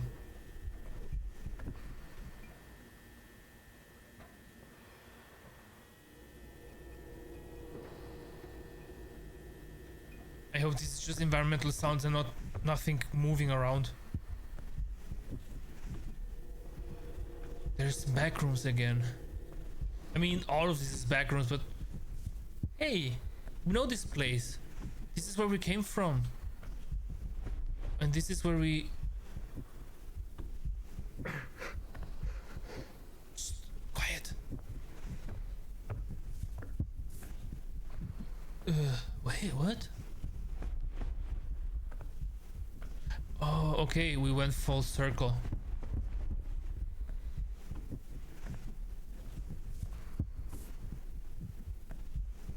Oh man. You know this thing, how you are mentally ready for a creepy environment, but then it kind of, the environment keeps chipping away from your thing, from your readiness, whatever. Yep, this is happening to me right now. I'm close to freak out about every little thing. I guess we have to get back into the level 0. I kind of have the feeling we have to go into the darkness as well.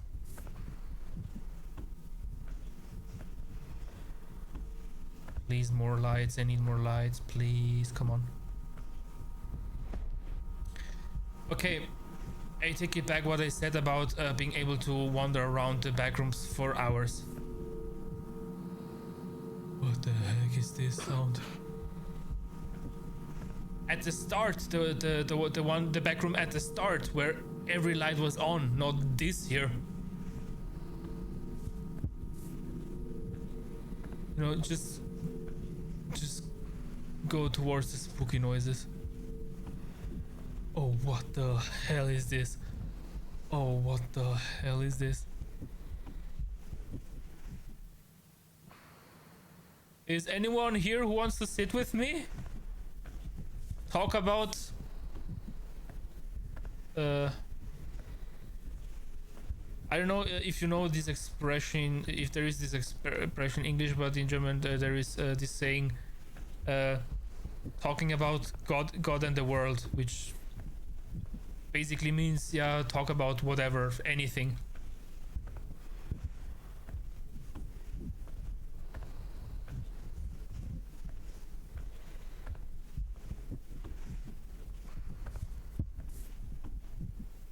The sounds and the visual effects really doesn't make it easier, because the lighting.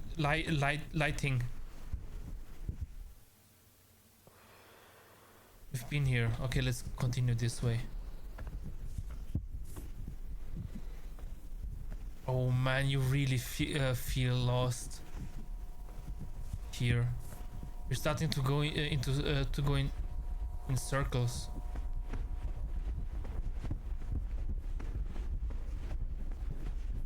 There are already 3 places where we have been.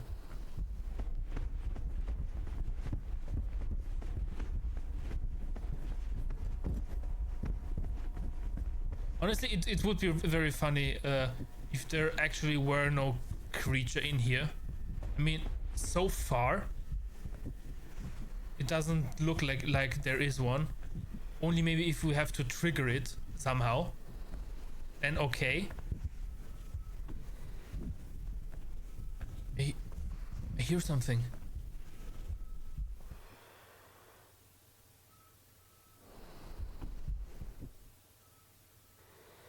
I think it comes from over there somewhere. Yeah, I think that there is no creature roaming around. We have to trigger it somehow.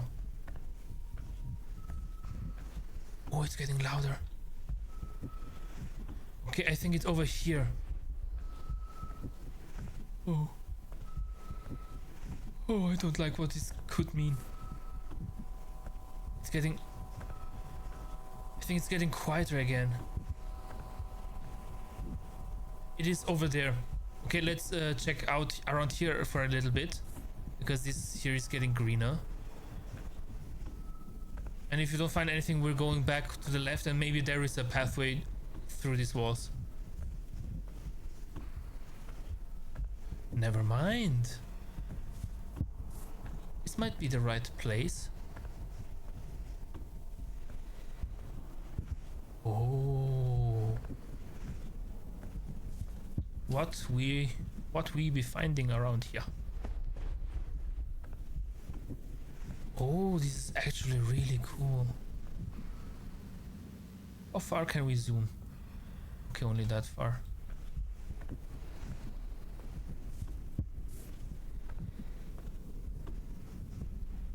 I've never seen this part of the backrooms in any media so far, where the ceiling so far up that the walls can't reach up all the way. Okay, something is definitely going to happen here. What the hell is this? It's coming from up there, 100%.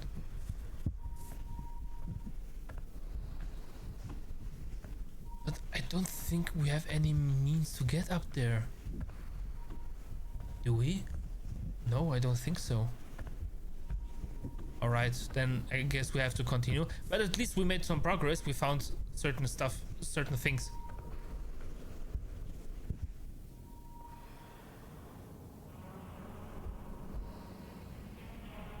What?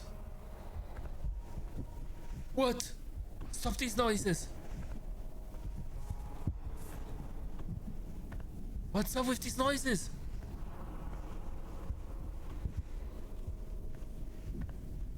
Honestly, I don't really think that the backrooms would echo that much, would they? Would it? I mean, the whole floor is carpet, and the walls are usually I don't know how it's called in English, plastered with things. I don't think they would echo that much, even in a big room such as this. Maybe there's the ceiling, but nothing else really. It got so bright all of a sudden, or brighter. Man, I hate that we hear the breathing.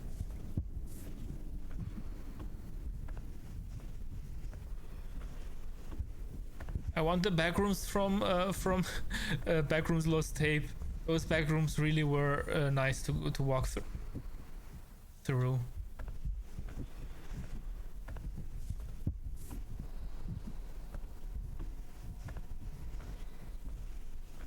I mean, in the first one we met that bacteria creature, and in the second one we even met SCP 079 or 107, you know, the peanut one.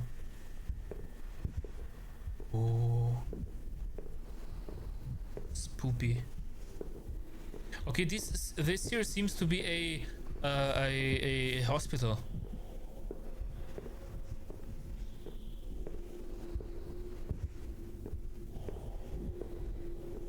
Oh, restrooms. Oh yes, please. Oh, don't like the sounds.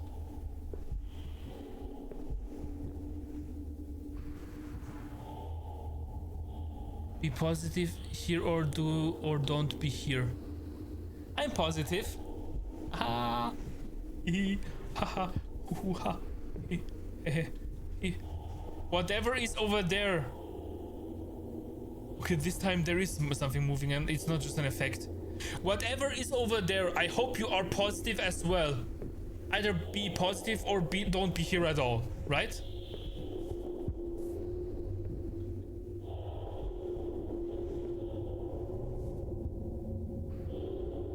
What the actual hell is this? What the hell is this? This is freaking me out.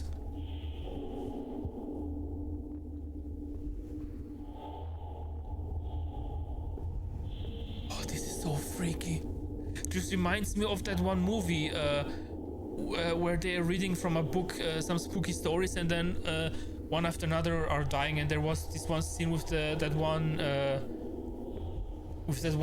lady, you know, that one that kept walking towards you slowly and you couldn't escape from her. I don't know, I know it was very vague what I just said, but yeah, if you understood from the little bit that I said, I'm so glad that at least for now we don't have to go over there. Okay. What? Service desk. Yes, please. Hello. I need help.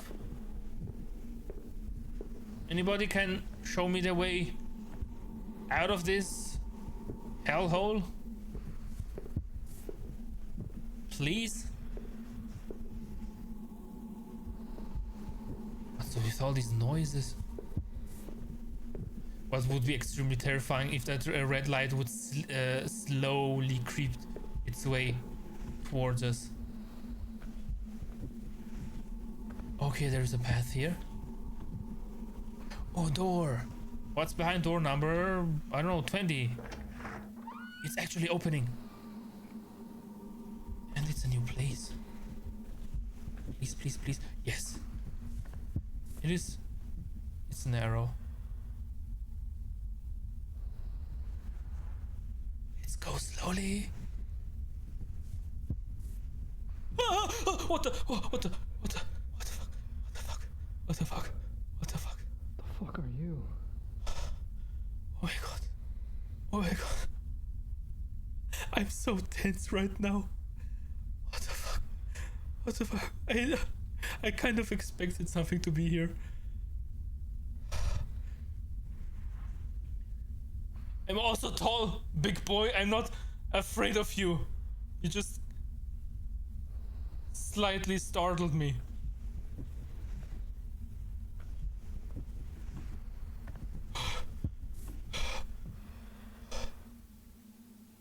I hate you, developer, for this.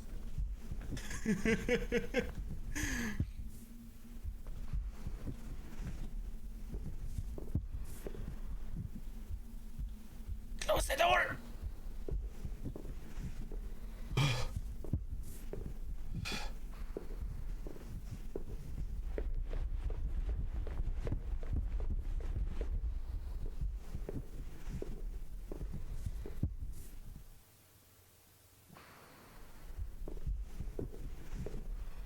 Yeah, I'm going there where the light is first.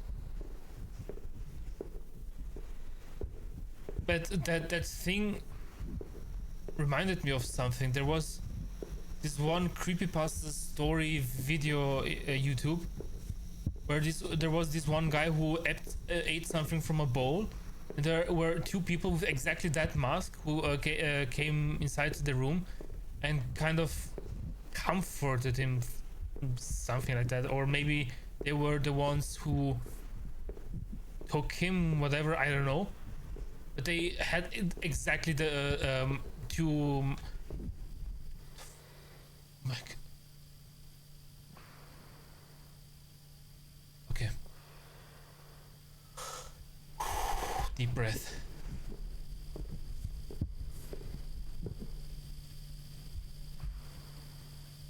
Monday, Friday, yeah, whatever. Please work. It works. An elevator. Come on.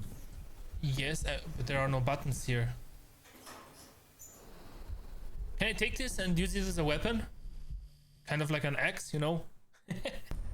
Kind of.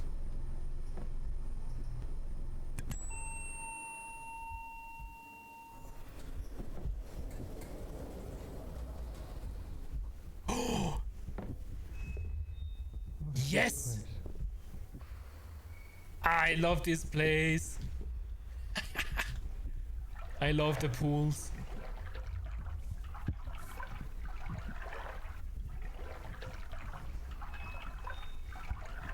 What I like even more than the pool rooms are the open pools, or I don't know if they are called open.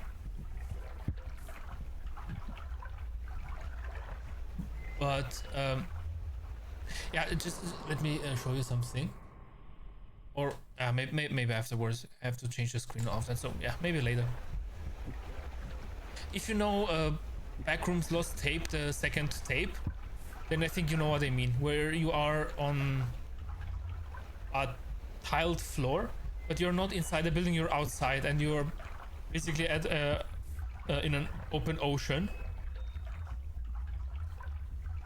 You're basically in an open ocean, and I have no idea how deep the water is because yeah, you don't really have an indicator. But it looks so incredibly peaceful. It looks so incredibly peaceful, and I loved it so much.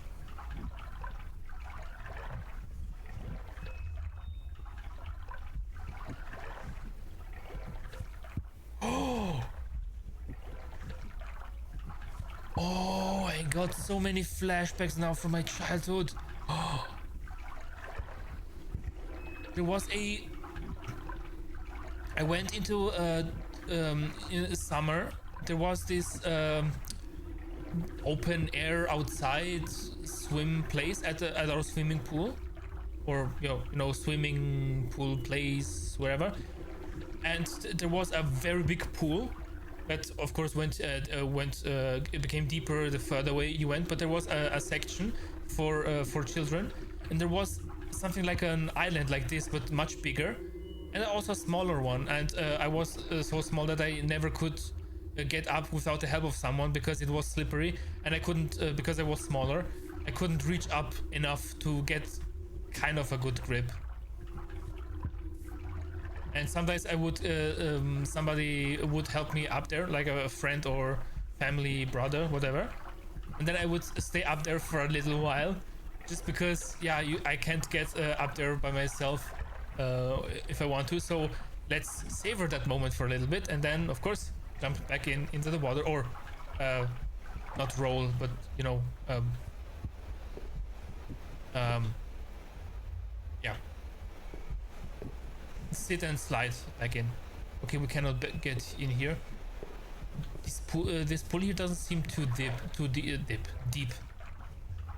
Yes, it's kind of, it looks like, I would assume this goes to maybe kind of halfway up your ankle. Wait, like this. I have to keep okay, it's too dark without the flashlight. I have to keep refocusing the model every now and then. But now our feet are wet. Oh yes, in Backrooms Lost Tape, the first one, there was one level where we were also in an indoor pool like this one, and there was one or two pools that went infinitely deep. And that one reminded me 100% of the nightmare that I had, that one dream where I said, you know, with the skybox as the floor, as the ground. And it was kind of dark, almost like, okay, not like this, but maybe kind of like this, how it was there, but the light was more yellowish, whitish. And at least I was always at the corner, so with my left hand I always held onto the edge here. Is there also a path? Oh, no, I think this is not a dead end. Okay, so let's go over here. I only realized now, or with time, that dream that I had, how liminal it was, how similar to the pool room here it was. Yes, I mean it freaked me out because of the that it went infinitely down. I hate in games bodies of water that are not, that don't seem to be infinite. Let's say if it was water and you would dive 2 kilometers deep and then you would reach the floor. Okay, creepy, spooky, okay. But if it were infinitely deep, like it is in Subnautica, maybe, also for example, or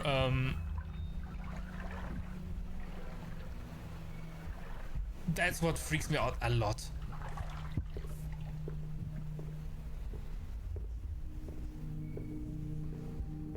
sleep at all. Like, at all. What's with the ambience right now? This isn't really that spooky. Actually, I really like it here. If it could have been a little bit more... Yes, like this. Oh. If it always would be bright like this, just leave me here for 1-2 days. No smoking. Yeah, don't smoke in the pools. This water. Can I? No, I can just crawl. I cannot lie down. Oh, just imagine. You lean against here. You put your arms back to hold it, and just. This is so nice. Am I weird for liking this place here? For not being creeped out at all? Oh, don't jump from up there, please. Jump over here, you're dead.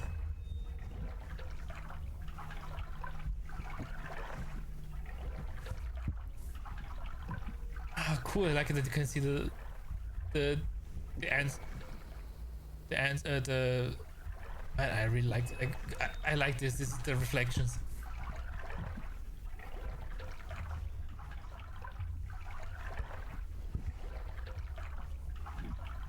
It's also interesting. Where does this light come from?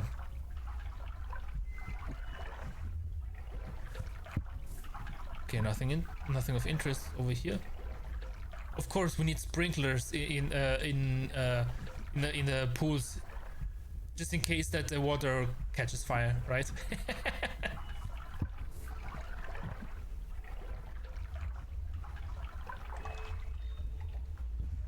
Okay, this is now getting a little bit spoopy. I hope we don't have to get in there. Oh, it doesn't look... Oh, elevator! Hello, Mr. Elevator. Can we maybe see something?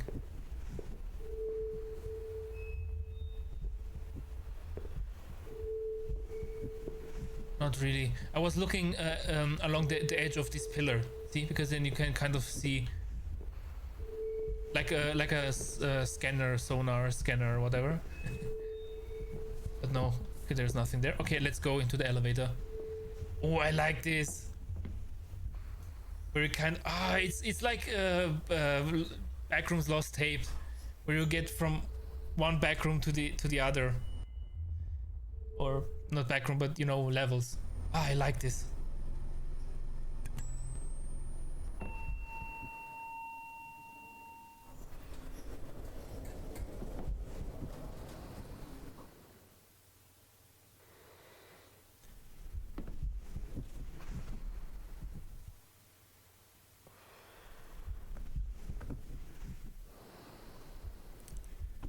Send me back, please. Oh well. Please don't be spooky like...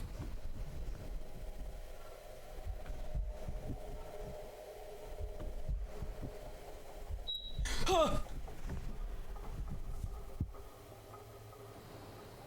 think this was just a stupid fire alarm sound, right? The beep.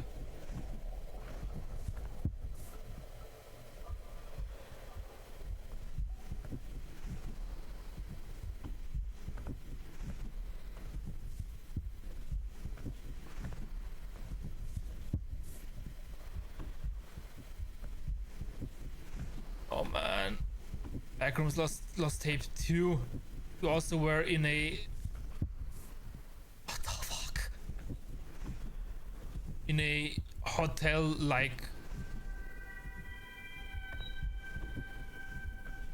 No parking. We're in a building! 2-hour parking. Ooh.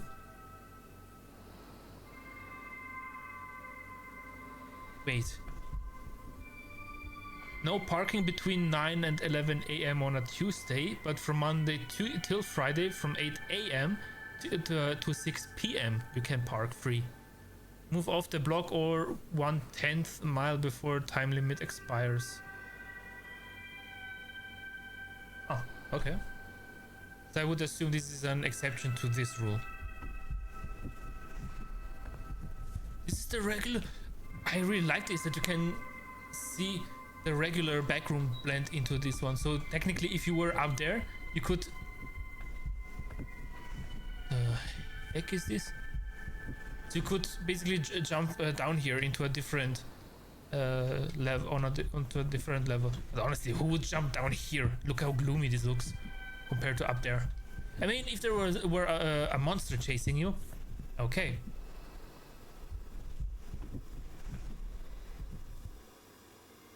Oh no. Dentist. Oh, what the heck? This isn't even a mirror.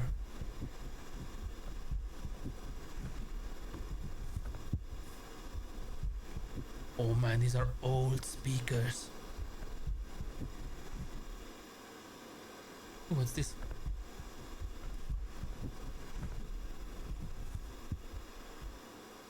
Okay, so we have to go down here. And all because we had to go after that stupid machine, right?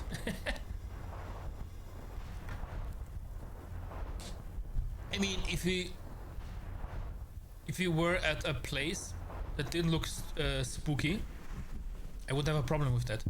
Attention, please be aware of hotel rules if staying with children. For more information, contact any member of our staff and we'll gladly help. Don't tell me there is any children or something similar here.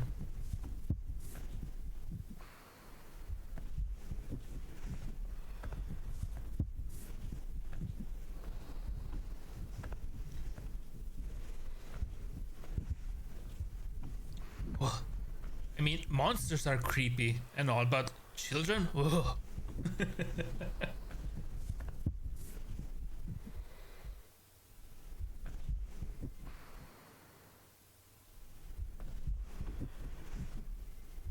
Don't you come towards me.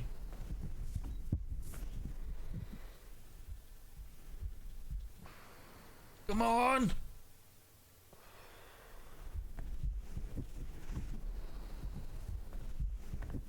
Done?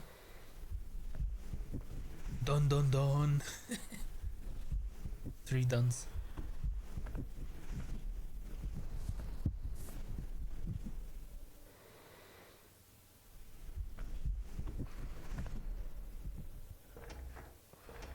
Okay, it doesn't go on. I'm glad it doesn't open. Oh no. Nothing spooky.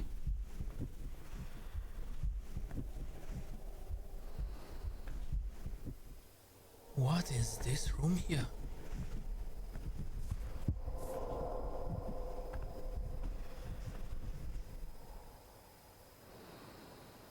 I'm turning down my volume for a little bit. Sorry.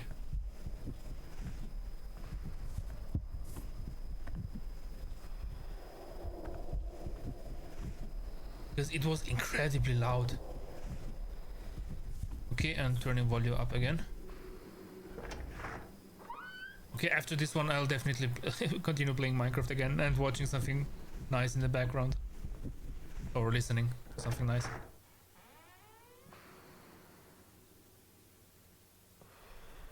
Housekeeping!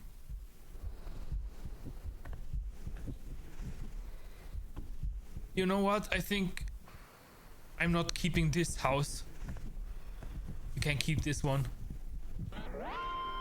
Ha! Screw you.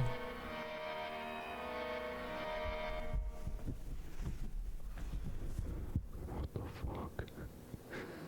Don't talk. Oh, it is so loud. Oh, it's so freaking loud. Oh, it's so freaking loud. Oh. Oh, I hate loud noises out of nowhere that...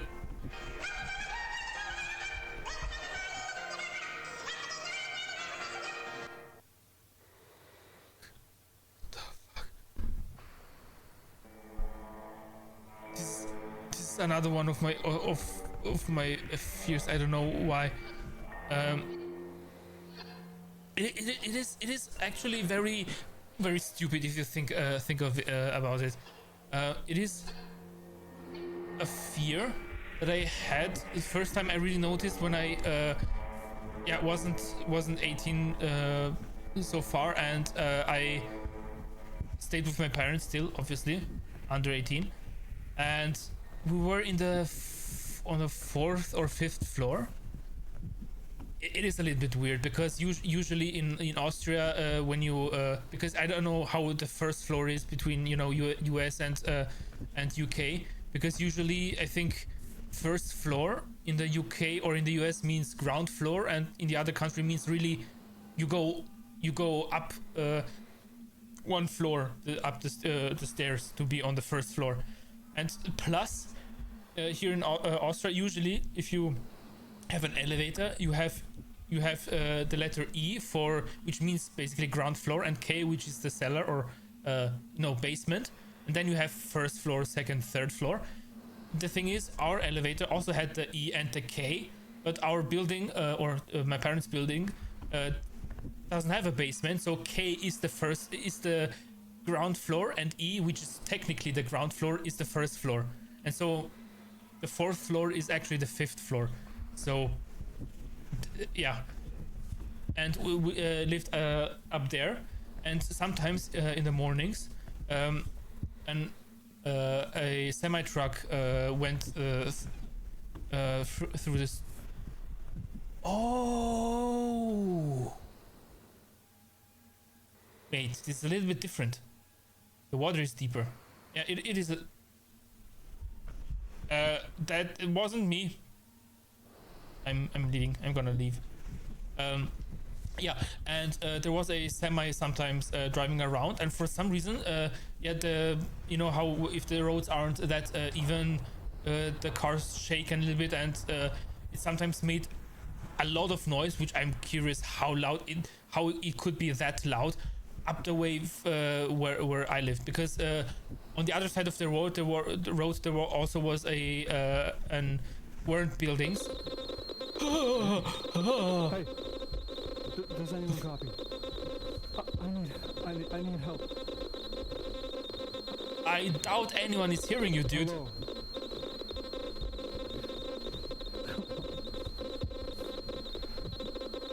Please. No. Yep, it's dead. Back to my story. And it was extremely loud, but it was just these shakings when you drive over a road that isn't very, that isn't very, I don't know, but and that sound would sometimes wake me up, and it would put me, and it would be so loud for a few seconds, not just one sound and it's gone, but for like I don't know, 2, 3, 4 seconds. And for some reason it would freak me out so much, it would put me into a small panic mode, and I was 15 or 16. This is really, I hated that. I was by myself, and it was embarrassing to me. I would freak out so much. I would have to put my fingers in my ear to block out any sound at all until I would calm down in a few seconds. And the radio all the way back there just triggered that again. This loud noise, and it kept going. It kept being loud.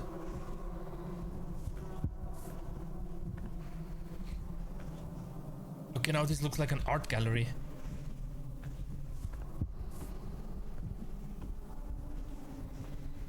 Where are all these noises coming from?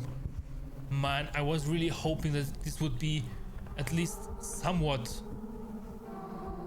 pleasant.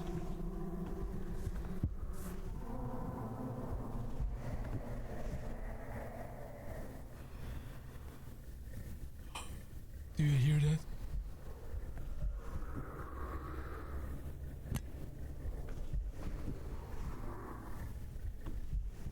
Nope. Nope, nope, nope, nope, nope.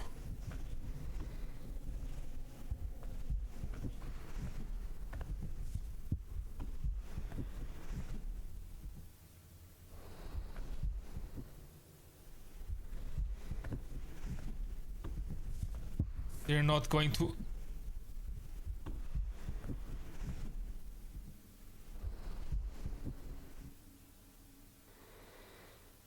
Oh, okay, so this isn't something I could crawl on under. What was the other place? We have to check it out. Come on. If this is a jump scare waiting for us, they won't just let us go over there. Maybe this is even nothing over there. Oh, I'm so gonna regret this, aren't I? Stop coughing!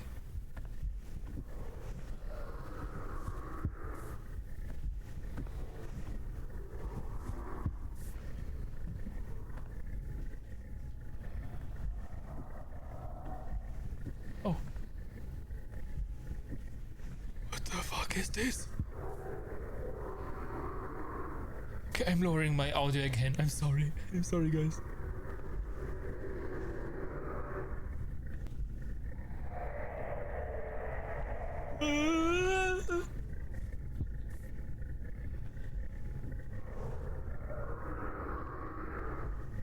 Okay, it's nothing. It's nothing. We can go. We can go. It's nothing.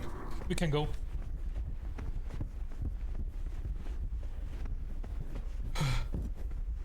What the hell? I hate this place so much. I hate this place. I cannot tell you how much I hate this place.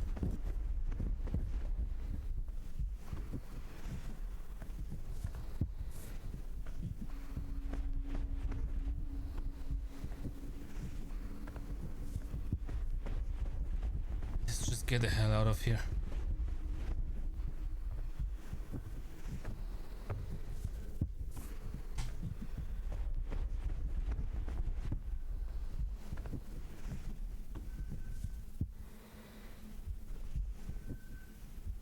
I mean, so far we had no monsters, but this game still manages to creep you out so hard.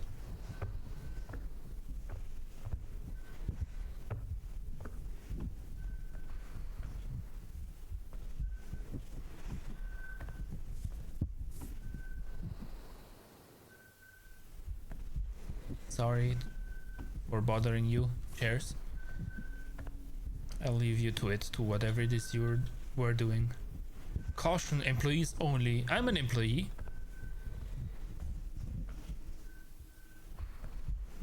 Oh.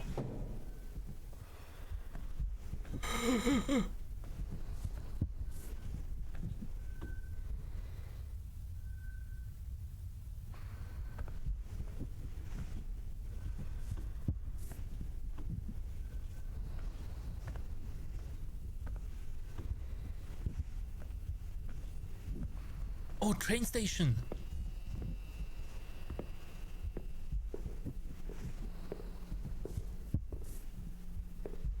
Yes, please take me away from here.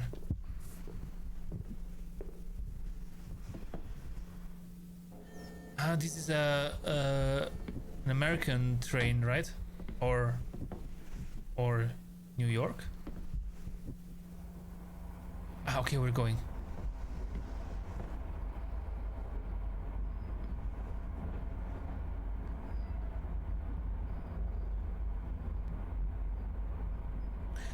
I remember. Do you know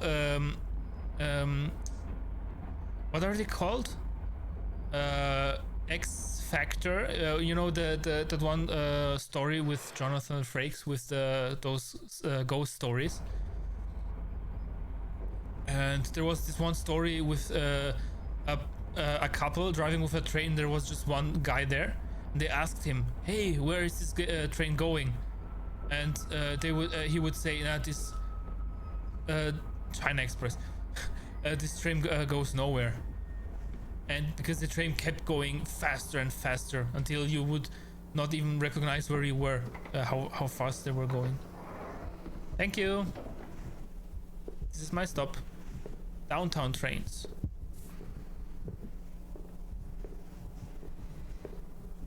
Yeah, I am hungry. China Express.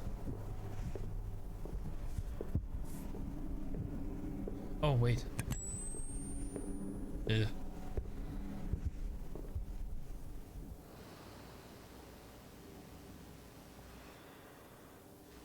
What do you want, people? Beef with broccoli, sweet and sour pork, hot and sour soup, spare ribs with What's this? Whole host duck? Shrimp, fried rice, oyster sauce, chicken, cake, noodle. I don't know. Maybe the duck one. Even though I like ducks. But not for eating. I told myself one day if I have a house big enough, I would get some ducks as pets and foxes. Ducks and foxes. I love ducks and foxes. Foxes are beyond adorable. Oh.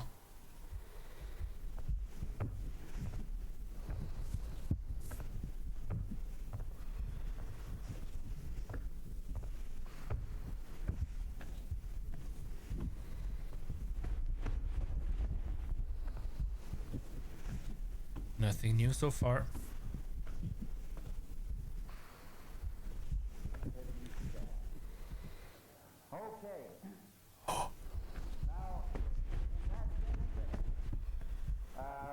Wait.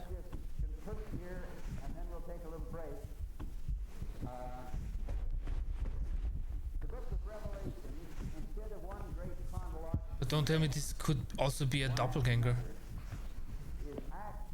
Fuck. Damn it! How do we get there? Help! Hello! He sees an overview. He sees the four beasts. He sees the wailings of the martyrs. And then he sees the second coming ordained under the sixth seal, but fulfilled in the seventh. It's like the creation. Man was ordained to be placed on earth on the sixth day. He was placed on earth in actual fact on the seventh day. Go read, for example, the book of Abraham and the book of Moses. The book of Abraham in particular makes it very, very clear that they came down to place man on earth. And then the sixth day terminates, and the seventh day ordered. But man is ordained to be put on earth in the sixth day, and it's fulfilled in the seventh. Similarly, then you have the same kind of a situation. The second coming is ordained. What? No. I was just about to go.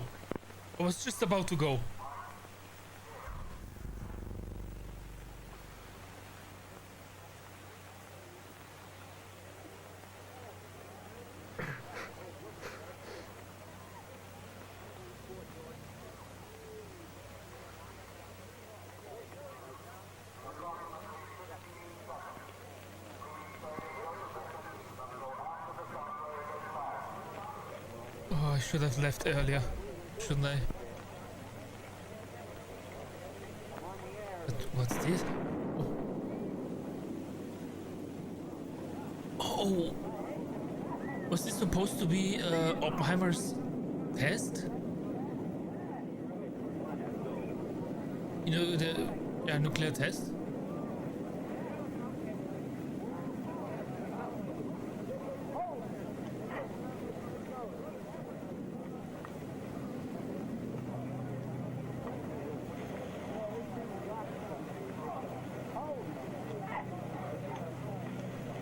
Okay, let's go.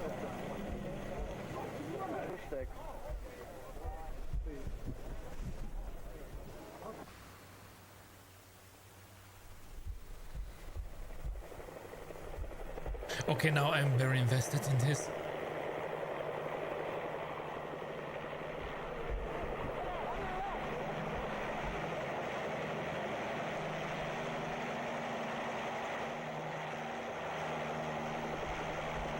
Okay, sorry guys, I'm very... Okay, nope. I'm very invested in this right now. Wait, this isn't Vietnam, right? Somehow I have... I don't know, the gut feeling this is about Vietnam. But it looks more like a desert.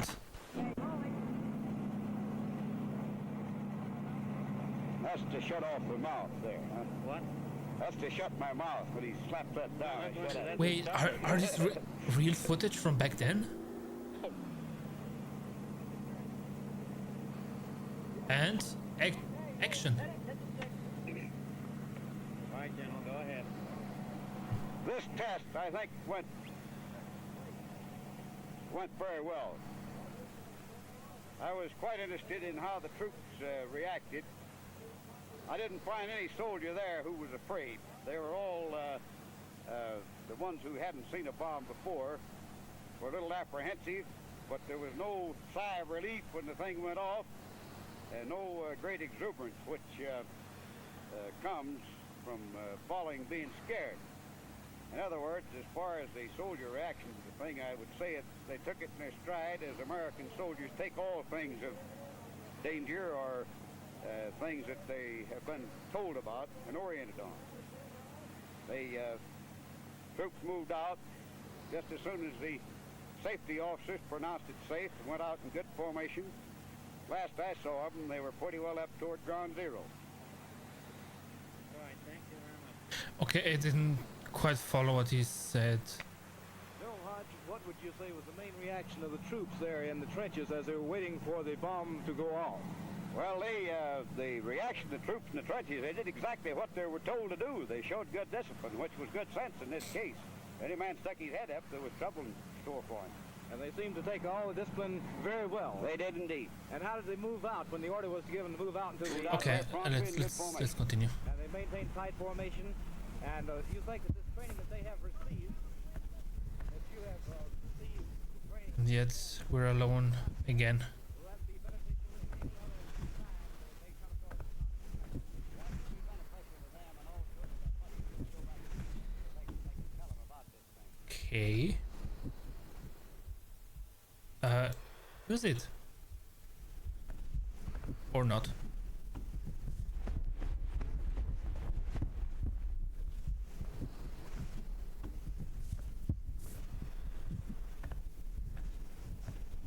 Oh, this is again level 0 like. Oh no, this is level 0.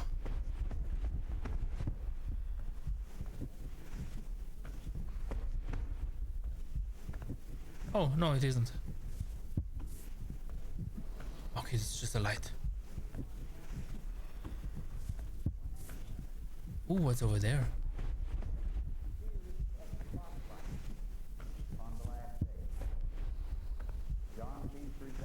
Wait, this is where we came from. All right, we came from over there. Okay. Let's continue.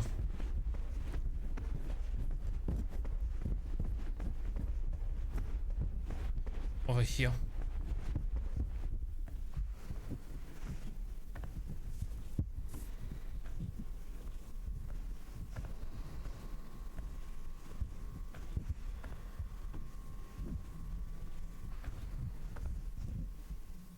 Not getting close to that one.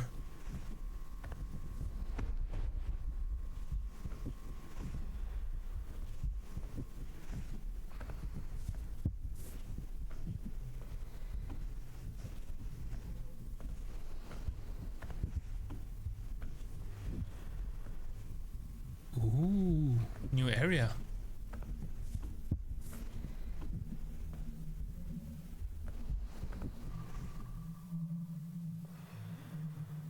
Wow. Here I would assume it is very echoey.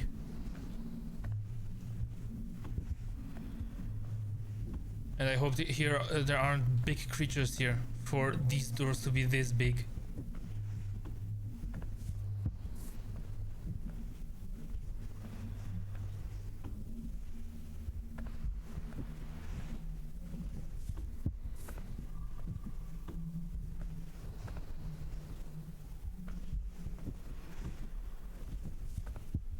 Oh, cutscene. Oh, God. Yeah, go in. You have no other way. Fuck it. Yeah. Oh, you have to go down.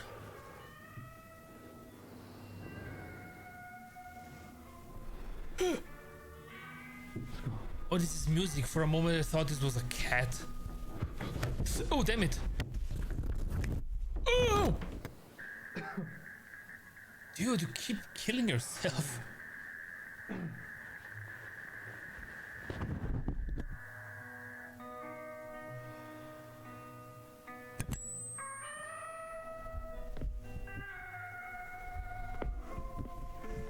It's kind of spooky, the music, if it weren't slightly distorted. Where is it even coming from? Ah, from up there, probably. Yeah, let's just go.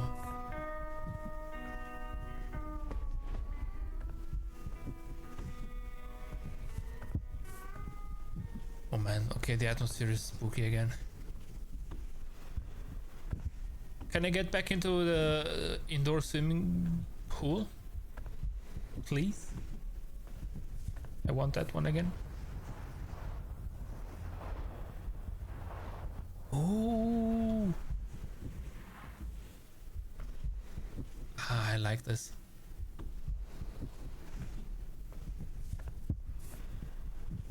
Yes, I would really like to go into an outside part of the back rooms.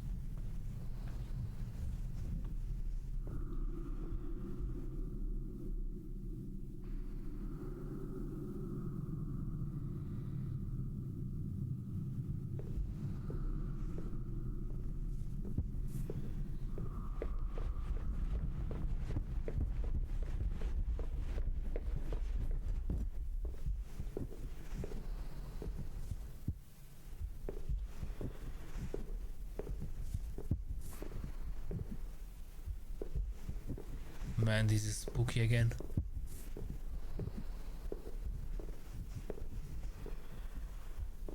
I guess we're going upstairs.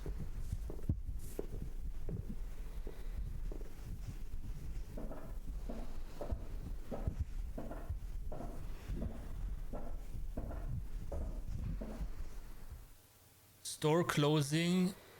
Everything must go.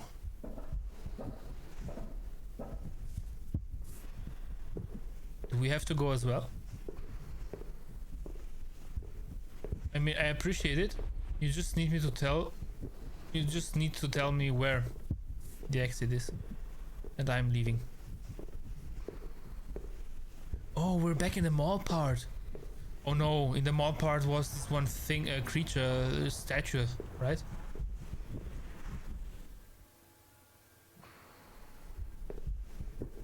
I really hope that this isn't collabing with that one story, backroom story, with the mall backroom level, with that one giant in there, that one giant mascot. If you know what I mean. This one is open. It's fully open. Okay, oh, this is the garage. Nope. Too dark, too big for now. Let's check this place out. My mental health needs some maintenance right now. I'm freaking out.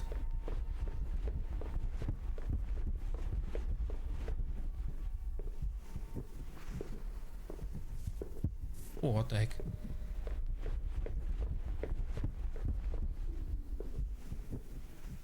I heard something.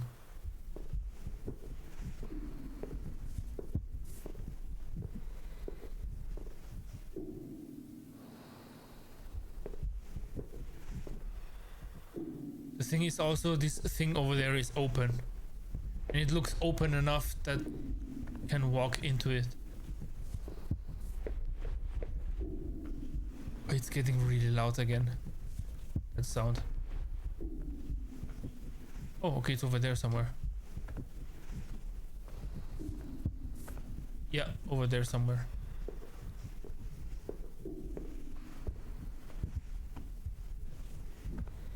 Pharmacy. Hello, hello, 911. I need rescue.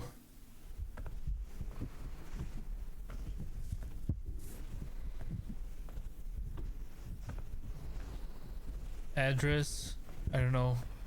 Backrooms Avenue. 1378.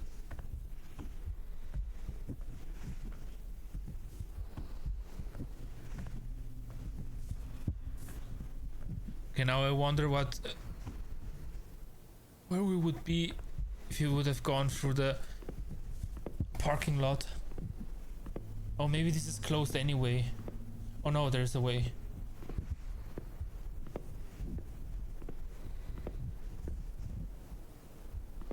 Can one place not be tango? Can we go tango dancing?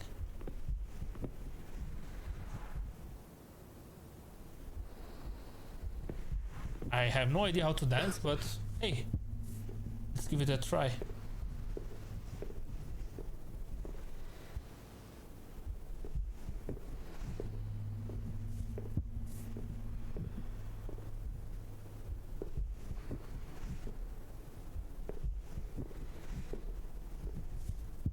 I also have a nice bar over there.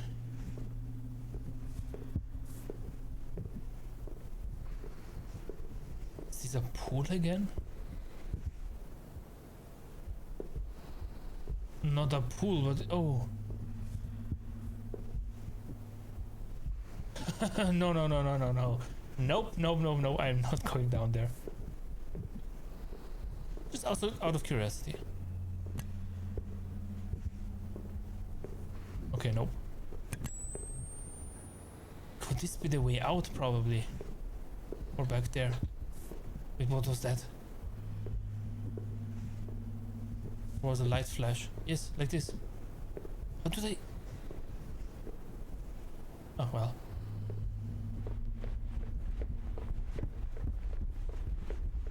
Lindell. Okay, I think we have to go down. And then to one of these exits down there, I think. What do you guys think?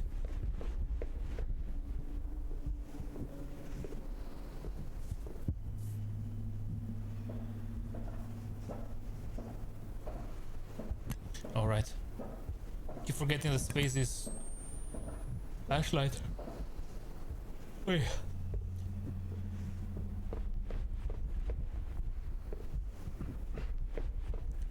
Media play.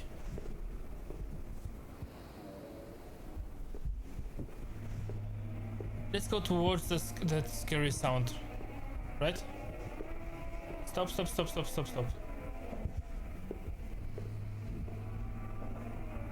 Oh well. I mean, it said stop. I guess we're forced to.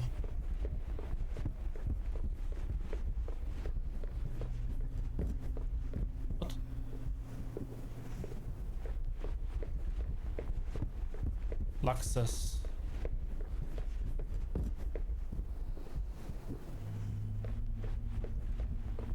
Man, this is so freaky.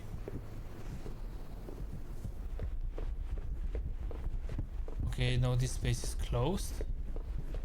This what?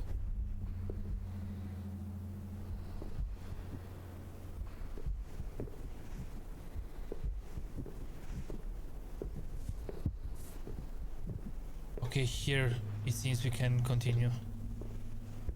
I also think this is the next, yep, over there. I am missing the elevator.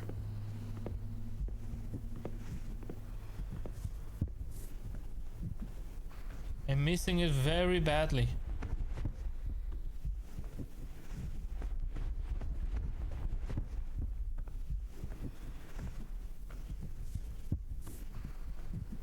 This looks like the library, you know, the Andy's Near library, the Andy's Near picture.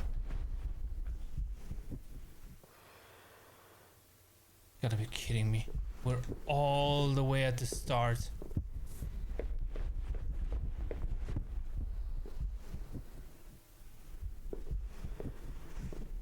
Are we not? This is the place where we came from. You know, we came up the elevator, the escalator. We went through here. I saw this place and said no, and we went this way. Do we have to go through the parking lot? So all that spookiness over there was completely pointless.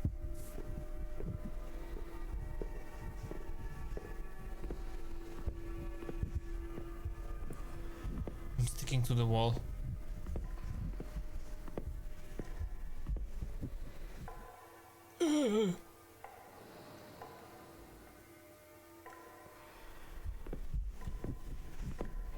What the fuck? What the fuck? What the fuck? What the fuck?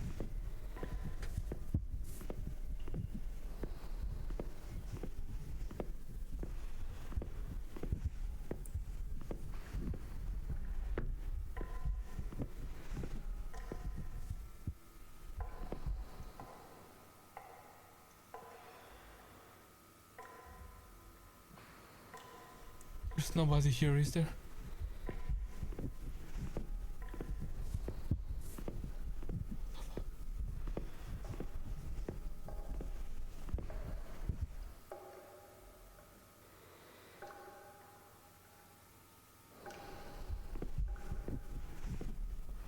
I'm so sorry that I'm not talking, but I'm freaking out.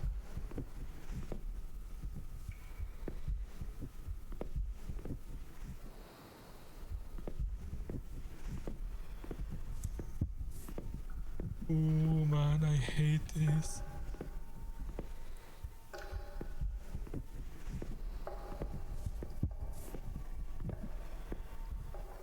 Wherever you are, I'm not afraid of you. I'm a brave health diver. I went through so many scary... What the fuck? The squeaking of the door scared me. So much to brave hell diver, right? The squeaky door. Eh? You gotta be kidding me. Was this for nothing? This was actually for nothing. Gotta be kidding me. Tortured myself for nothing.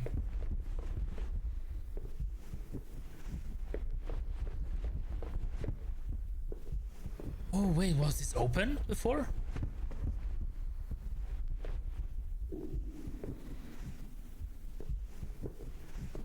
Yes, this was open before, right?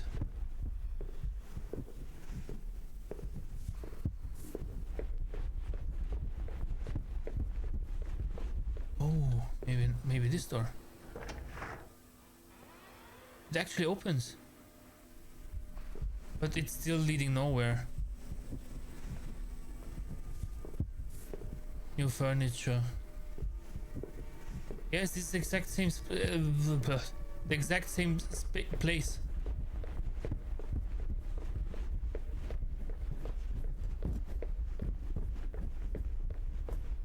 Okay, this one is still open.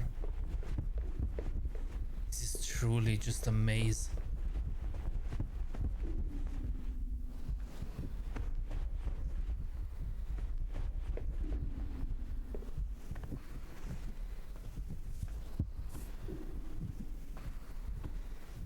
Okay, nothing here.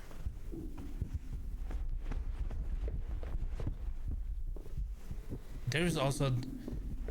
I have a feeling that we somehow have to open this one. Somehow. Kind of feels like it. Okay, we have been here already. Let's just get back in again. Maybe we missed something. I have the feeling that this has to close again as well. Well, we'll probably miss something in this area here. Maybe this is actually the place for us to leave.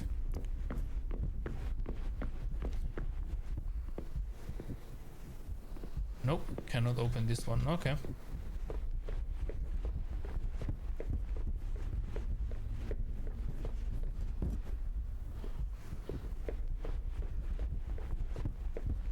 Okay, here we have absolutely nothing. Out of sprint. Okay. Linda. Okay, let's check out the upper stairs again. Cool kids footwear.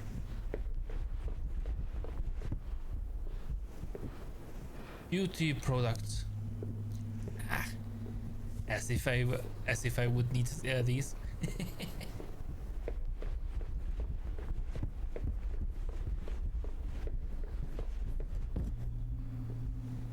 Pick and pause.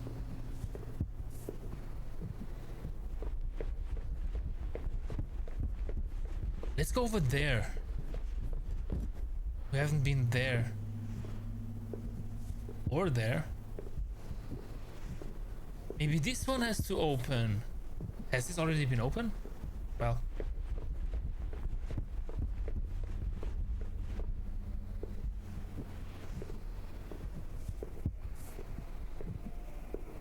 Some more spoopy sounds.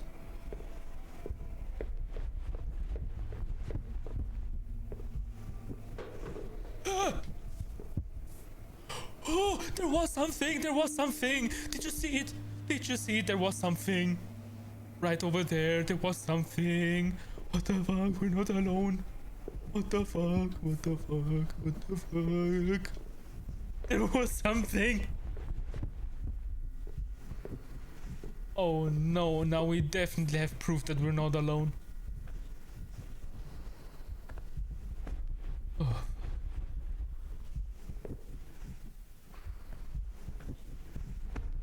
Now we have proof.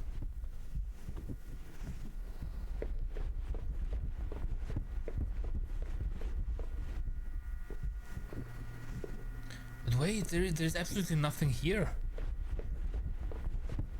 This one is... I think we have to go back. Something changed probably. Me here in the toilet, I doubt that we have... Ooh, I like the lighting in here. Okay, not here. Man, oh, this was really nice.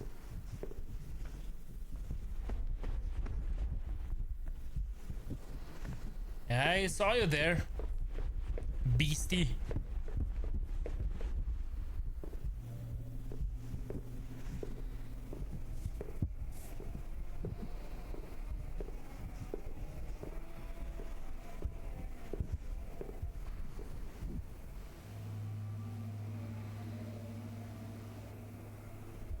That thing...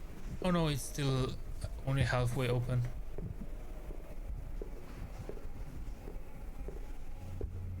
Yeah, I think we've been too loud.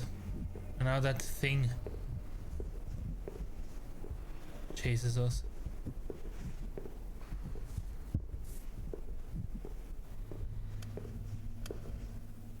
What the fuck? Don't tell me the lights! Oh, oh, they're turning on. The lights are turning on. Thank you. I mean, of course there were no lights.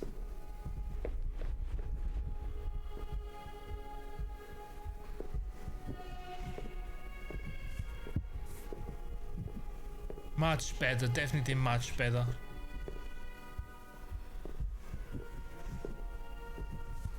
Now it's... What else is different?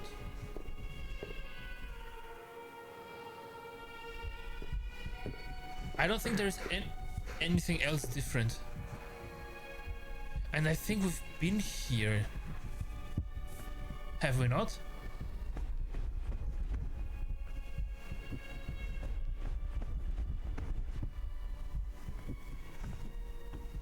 Nope, there is absolutely no way forward. Nothing. I actually like this now with the music.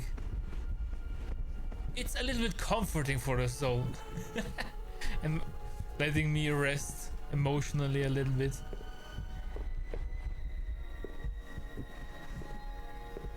Let's go downstairs.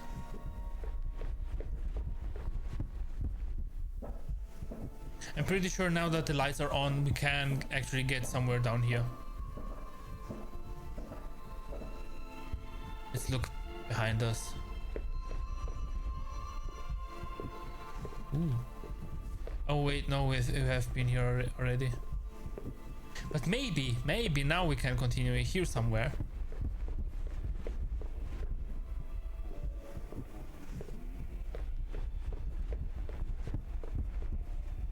Nope, everything's closed here. But maybe over there.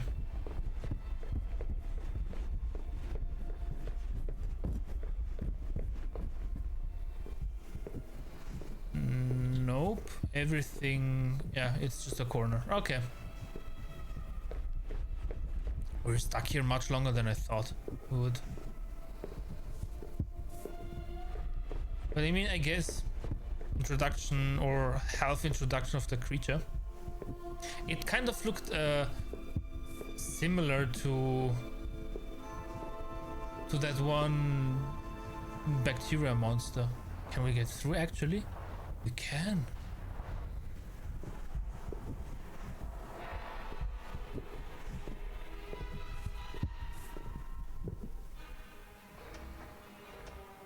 It's closed. Yep.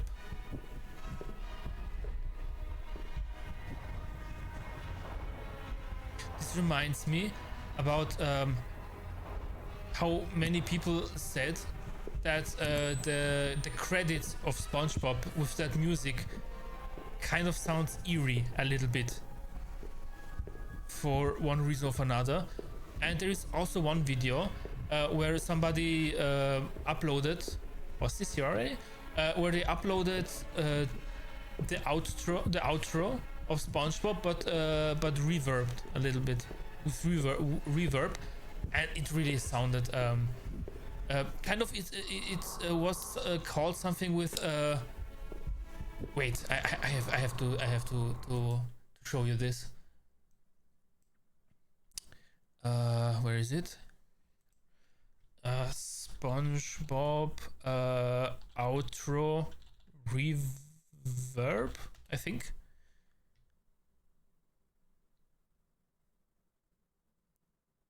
Slow plus reverb. No, it wasn't like this. SpongeBob outro. Don't slow down the SpongeBob theme song 2.3. Outro liminal?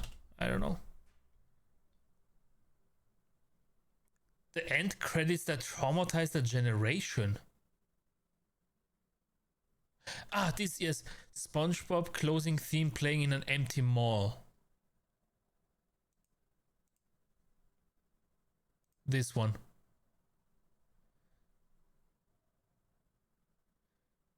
Come on.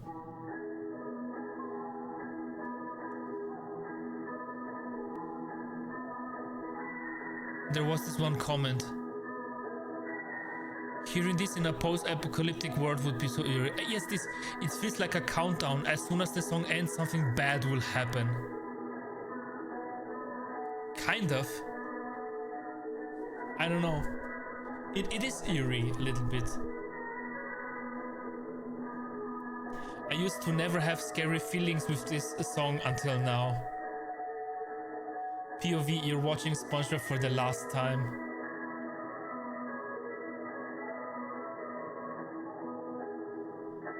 You're a security guard in a shopping mall late at night and you have nothing else to do.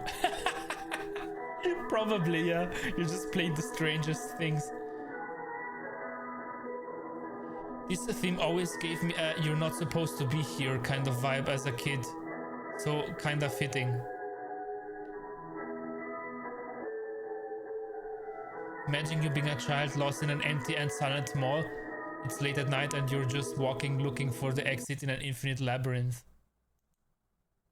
Okay, wait, this is the end credits that traumatized a generation. Maybe we will watch this after, after we finish the game, finish as far as I will play, and afterwards we can watch that video as an addition to the stream.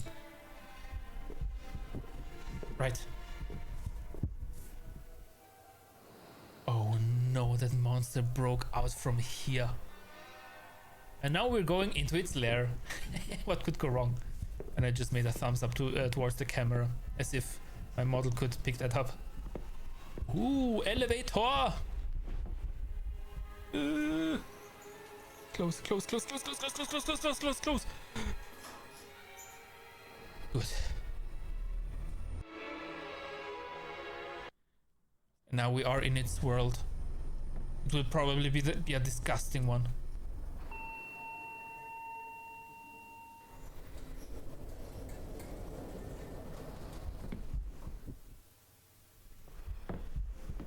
Okay, it's not complete. We have a shadow since when? Never noticed that.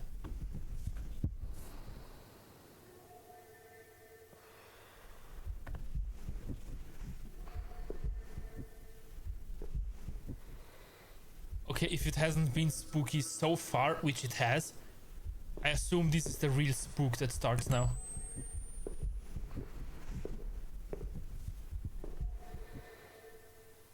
Oh no, is this smile place? Where there are these smile people?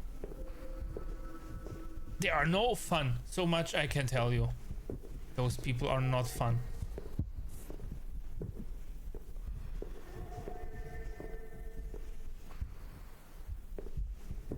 For lease, call for details.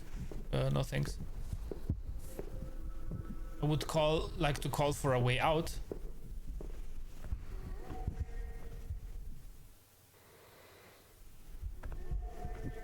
It kind of sounds a little bit like someone talking or trying to say something. Okay, this is now a school setting or kindergarten? School setting.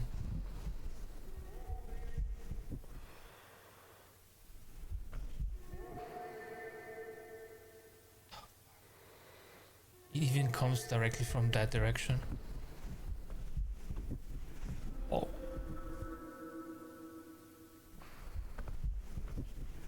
Come on.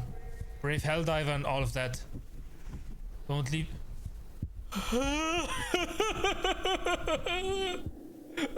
Did you see it? Oh man. Just got goosebumps all over.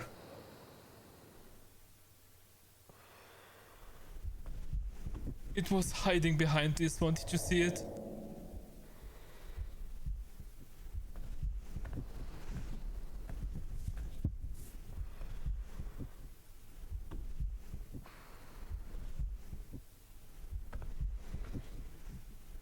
And it stopped also now, the noise. What the fuck?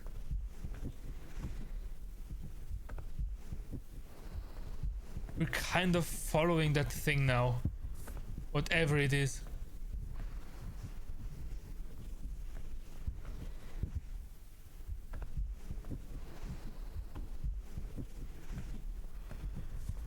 The thing is, I don't want to stick here when going around corners. But I also don't want to stand in the middle of a room. Oh, what the fuck? This thing scared me so much just now.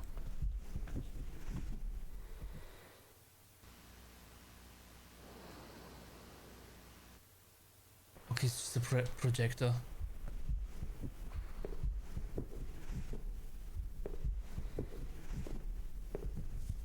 I heard something. Don't tell me he was peeking around here again. I just missed it.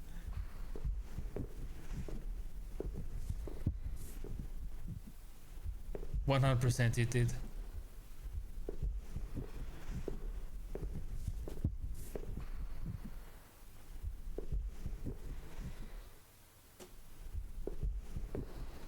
And now with the SpongeBob theme, the reverbed one.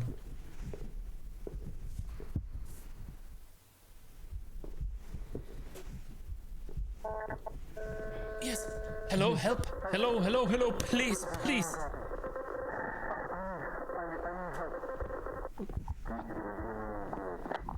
Please, anybody answer.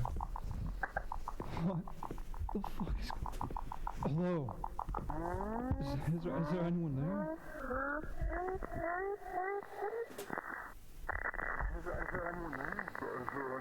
Anyone there? I heard someone say, anyone there?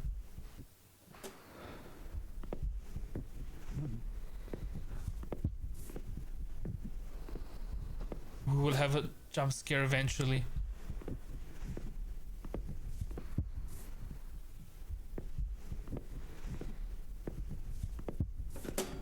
What the frick? Okay, I don't think we can get there. Yeah, just shut up. I mean, I guess the box is a little bit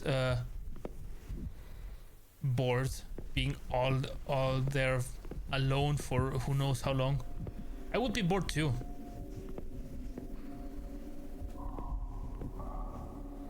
Oh, what the hell is this?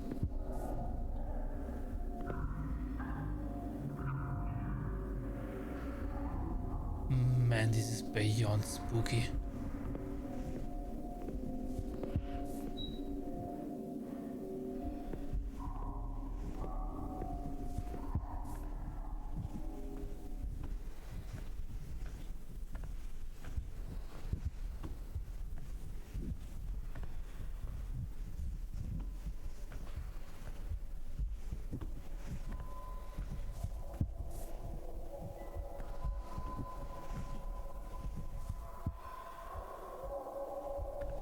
Whoa, I think I can jump down. There is smoke coming up. Let's check out this place over there and then we jump down. Ooh, does this one have running water? Don't forget to drink, people.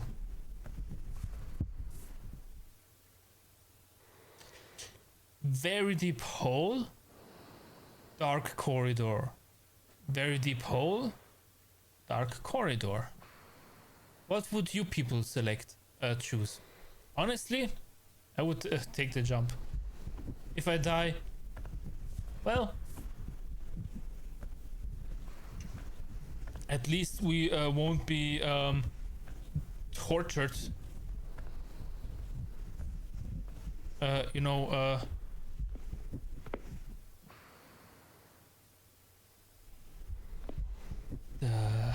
My God. oh, this is still a room. I was hoping we were outside.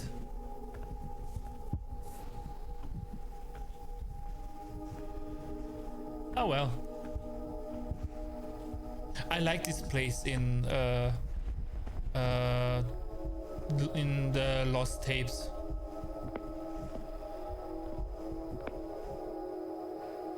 Can we take the keys? No. No, we can't. Oh well. Oh, lag. Just lagged so hard. Ah, there's the way forward, but let me check out this house here as well.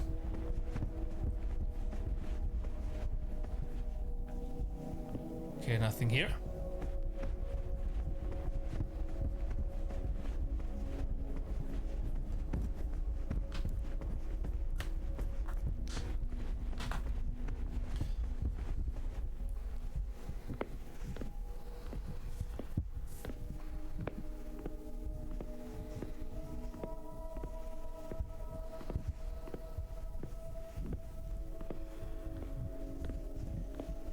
See, the backrooms could... Ah! Ah! What the fuck? What the fuck?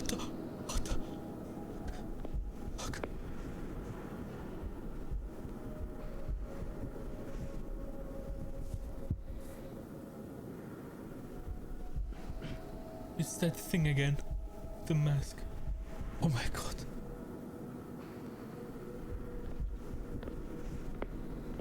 I think that's it with jumping down that... whoa, dude, it's lagging hard.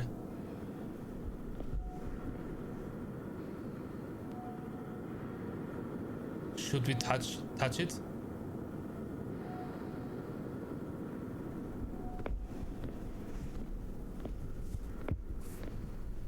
Hey, friend.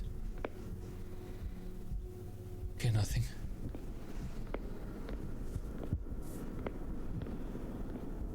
Was it him who kept stalking us and moving? And oh, the lag.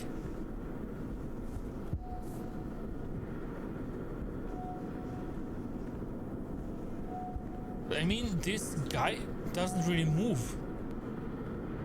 And the thing that we saw moving didn't have a completely...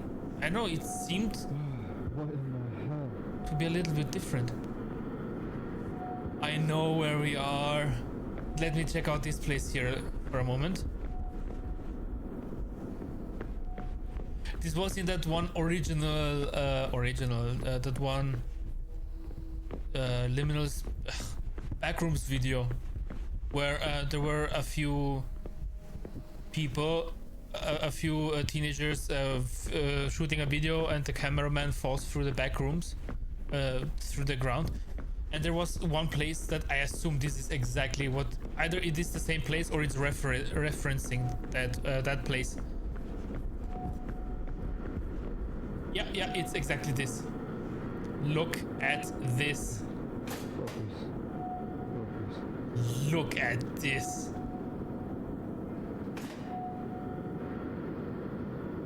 Can I jump down? No, I can't. But look at this, how awesome and cool this looks. Oh, damn it, dude. Watch out.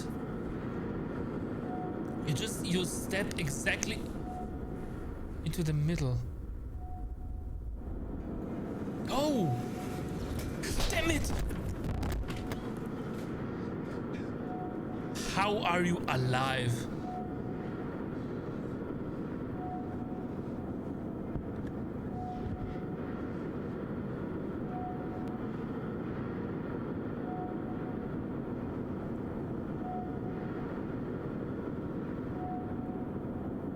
Dude,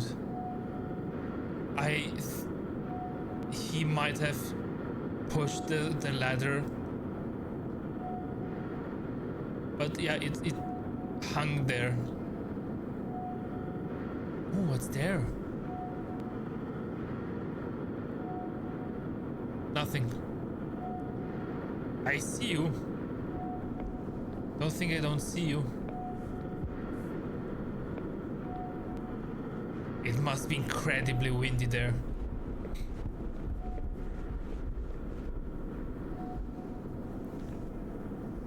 You kind of see that thing much more often now. The moving one. Just happened. Don't ask me. Don't ask me what happened. But at least we are now ahead of that thing. This is your lunchroom. Help keep it clean. What's wrong? It keeps lagging so much more now. More than usual. Let's just say this is the camera effect for the from the camera being slightly damaged, right?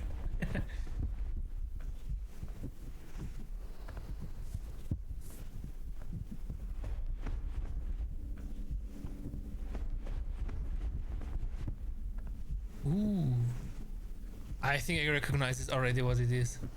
It is that one airport hotel. Yeah, that one airport hotel place. Yeah, exactly. Of course, you can't have a liminal space Backrooms game without this one, right? Oh damn it, camera, chill out. Is it really? No, it's not just the camera, is it? I don't know. Check in here. Could I check out, please? Out of the back rooms? Thanks.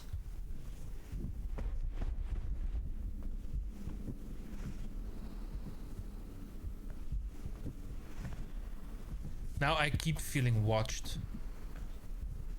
And not just by you guys.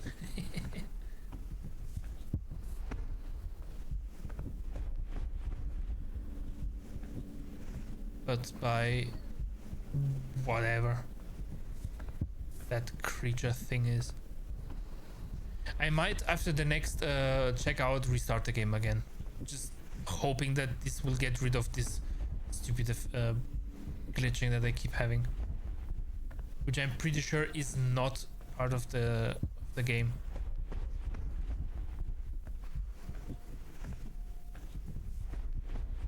I want some nice liminal spaces, please. constantly going from bad to worse with no space in between to recover. I mean, Lost Tape had that. Choose the right path. Gotta be kidding me. Do I really have... I mean, it says choose the right path. It says rooms, restroom, and here we have exit right. So does it also maybe say choose the right path like in choose the correct one, or choose the right path like in left right? So let's go with right. And we will regret this immediately.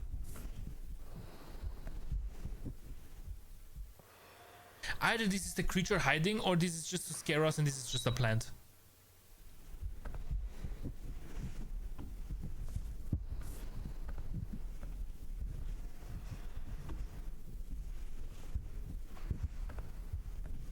Oh my god. This is the oh! What is this? I guess not the right path.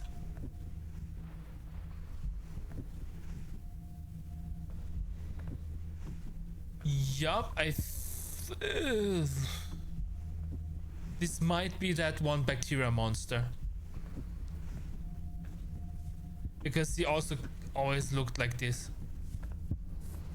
And the movements that I saw, as brief as they were and in the darkness, looked kind of like these branches than like that one dude that kept following us and trying to kill us.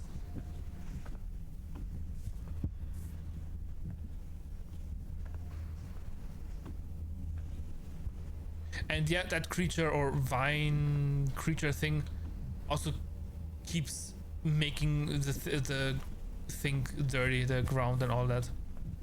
Just like this one.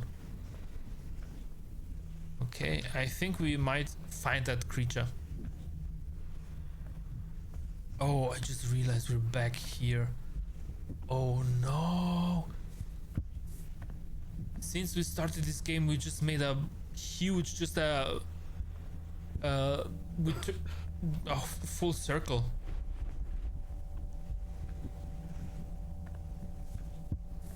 Do you think we might even find that rover again?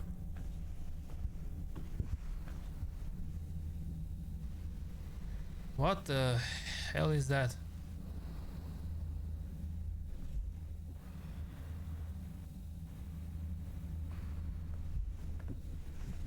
That red thing over there.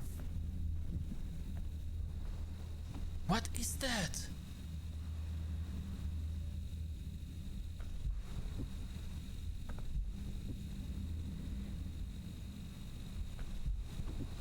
Do you see what this is?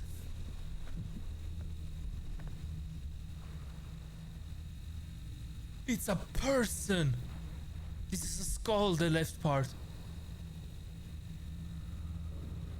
Ooh. I was kind of afraid that this might be something fleshy. Jump scare, jump scare, jump scare. Oh, cutscene. Why the hell would you turn off your light?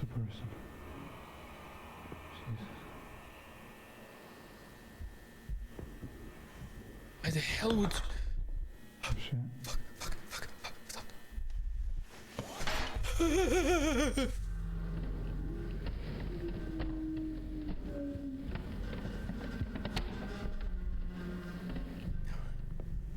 Fuck. Sprint, you idiot!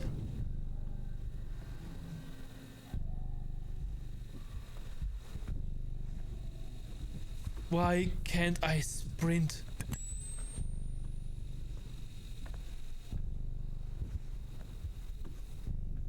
Okay, we're dead. We're dead, everybody. We chose the wrong path. We chose wrong. Wronger than wrong.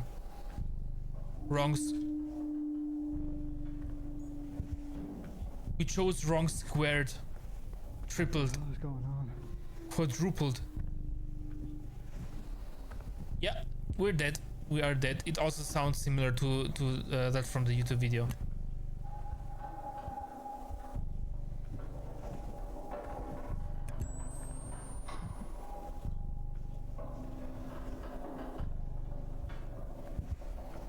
think he might also hide in the vents.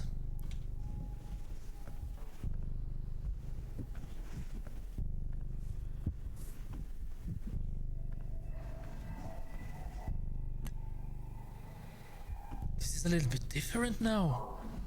It changed. The area, the places. Everything just changed.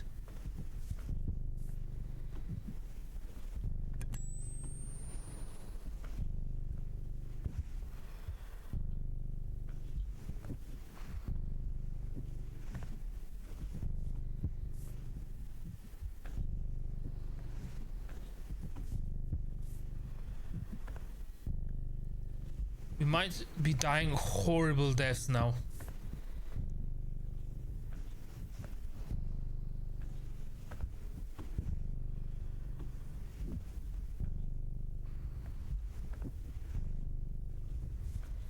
Leave all deliveries and packages here.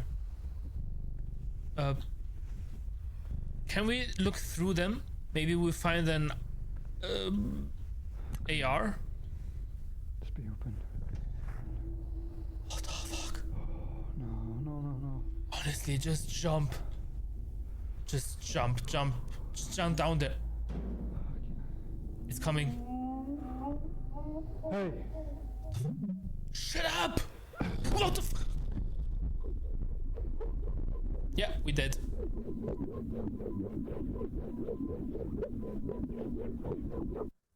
Whoa. Whoa. Whoa.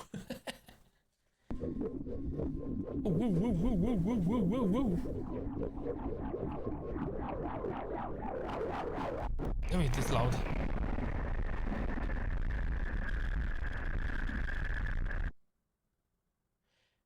It ended also similar, like in that one YouTube video. Okay, so yeah, we should have just jumped, as I said. I mean, we might have not survived this fall, but honestly, a tear in the sky?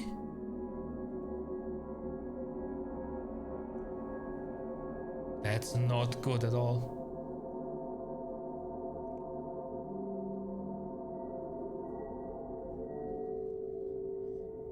Research Institute.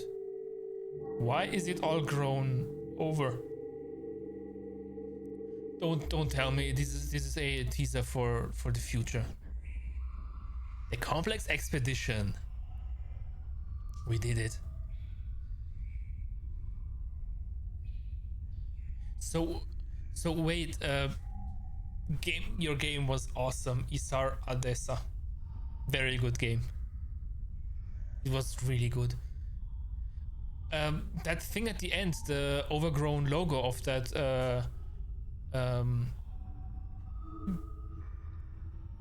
building, that company, was it suggested that there was this tear in the sky where the camera fell through and the backrooms or the creature leaked into the real world, and this is kind of like a post apocalypse thing, and the company is now overgrown because there is no one left to clean it?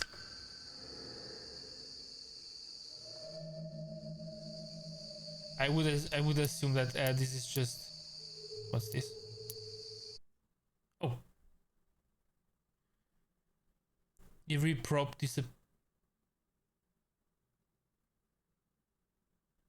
George Cullen. Maybe I should have made the left choice.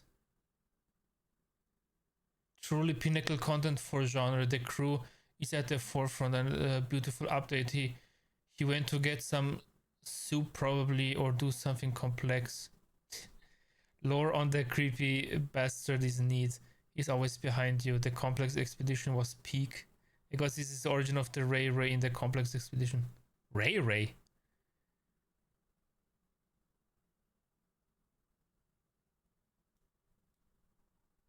let's watch this.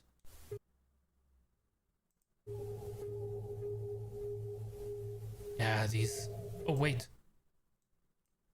You're still seeing the game, sorry. I was sent to this YouTube video here And let's watch it. And I was reading some comments. Okay. 2005.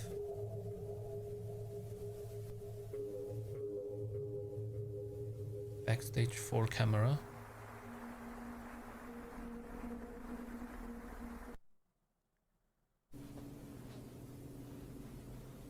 Is something missing already? 1, 2, 3. Oh, 5. Okay, there were 5 heads. Still 5.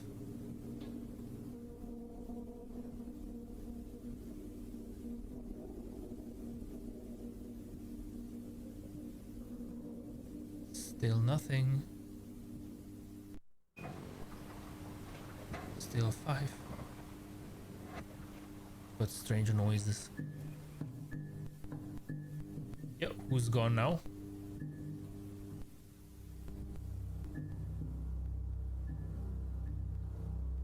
Heh, heh. 4 more to go. I assume this is the guy who came after us, I would assume.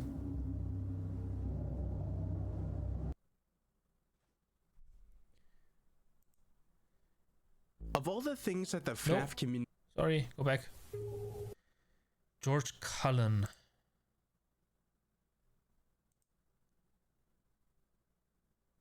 Eerie prop disappearance caught on camera.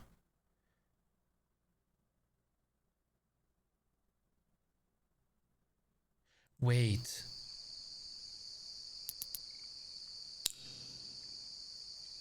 Are you sure? Oh, this is probably from the start. What if you would have, if we went, what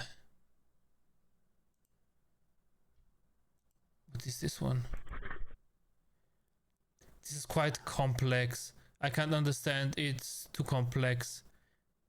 It was the best game I ever played. This type of video quality aesthetic is coded like police empties his magazine at a dog and its owner. Dude, what the hell? This is some crazy ARG. I love this. San Juan de la Ramba, a hole in the ground, a dude eating, no new concrete needed. Why am I looking for a sense into this? You're fucking up our minds. I love it. Was going to say, wait, that looks like Tenerife, but it is Tenerife. Hey George, you should consider checking out the Ray prop in the backstage. Best Backrooms game I've played. Looks lovely. Nice, it is nice. What I'm getting into, I don't know what's real anymore. I smell an ARG based on the name and the fact that it's only the second video on this channel, and that it's the only other videos linked to the complex, but I just can't find out what it is. These people are... When will the creative workshop be open?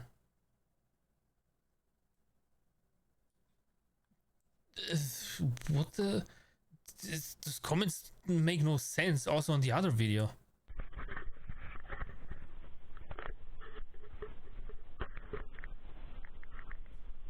Oh.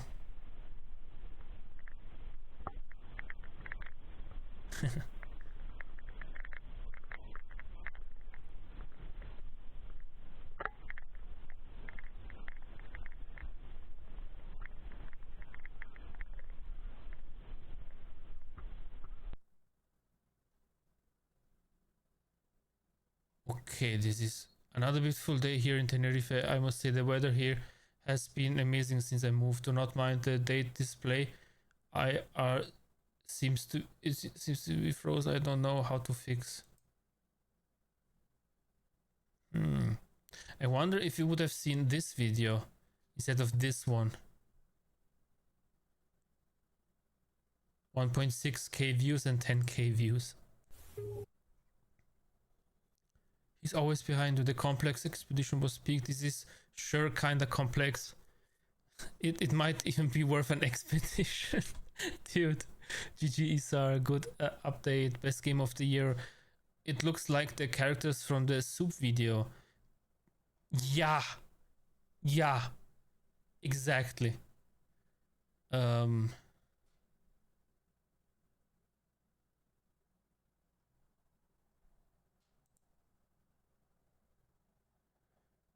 Jesus gave me a choice, the brightest man in the game. Wow, is that the man from that soup video? Was he eating his family? Maybe forced to it crossed my mind. I believe it's real. Named Ray Ray. It's a children's mascot, sort of. Okay, wait.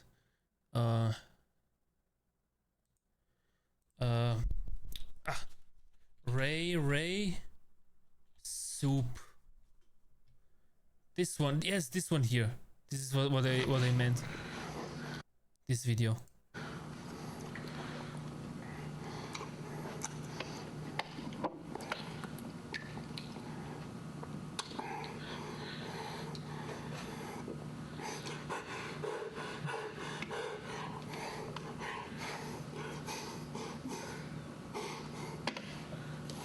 This is such a strange video.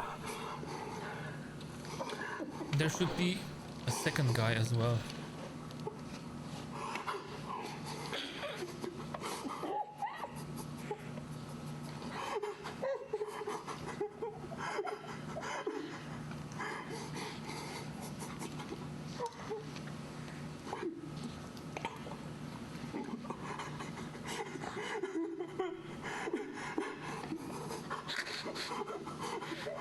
This is so strange and creepy and weird.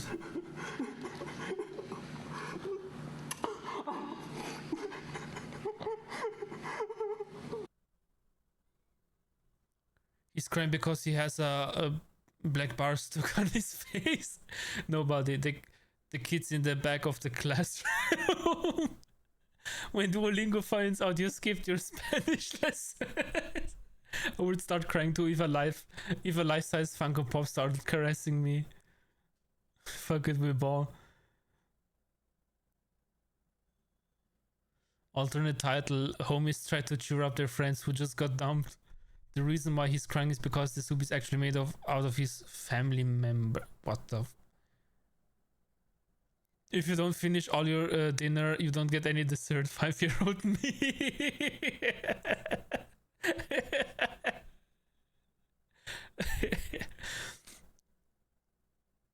He's crying because he asked who Joe was. I wanna die. Bro, I'm Joe. No. 420 likes. Joe mom. I went to this video last year and the comments were full of theories and people being sorry for this guy. I come back today and it's full of jokes and memes. For those who don't understand, it was a group of people who stole this costume off of a TV show in the 90s and uploaded videos wearing them doing random things just to confuse the internet and scare people. Hope this helps. Thanks for the likes. Okay. Okay, so yeah, this was the complex expedition, which is really interesting. It was really, really interesting.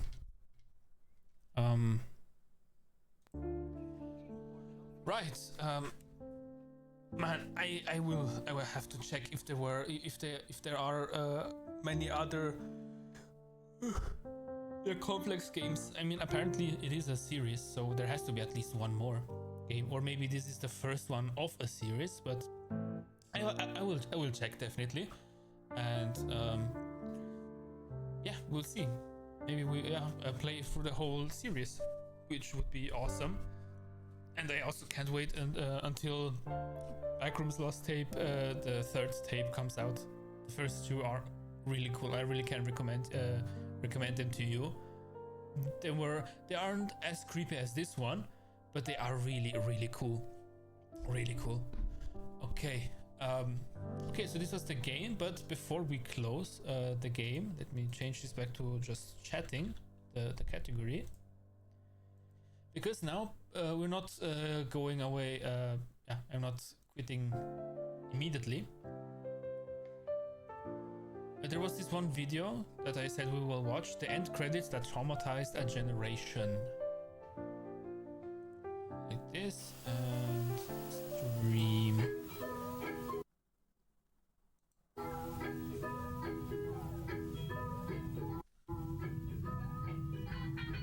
Soft intro.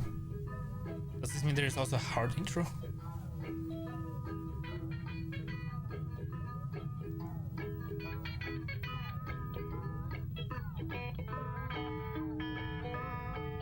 I actually like this song at the end credits. Are alone. All alone. Like Squidward in that one episode. Your everyday... The end credits... Wait, what? Your everyday theorist presents... Oh, okay. The end credits sequence that traumatized an entire generation. I mean, I wasn't traumatized. I actually liked it. Let's see.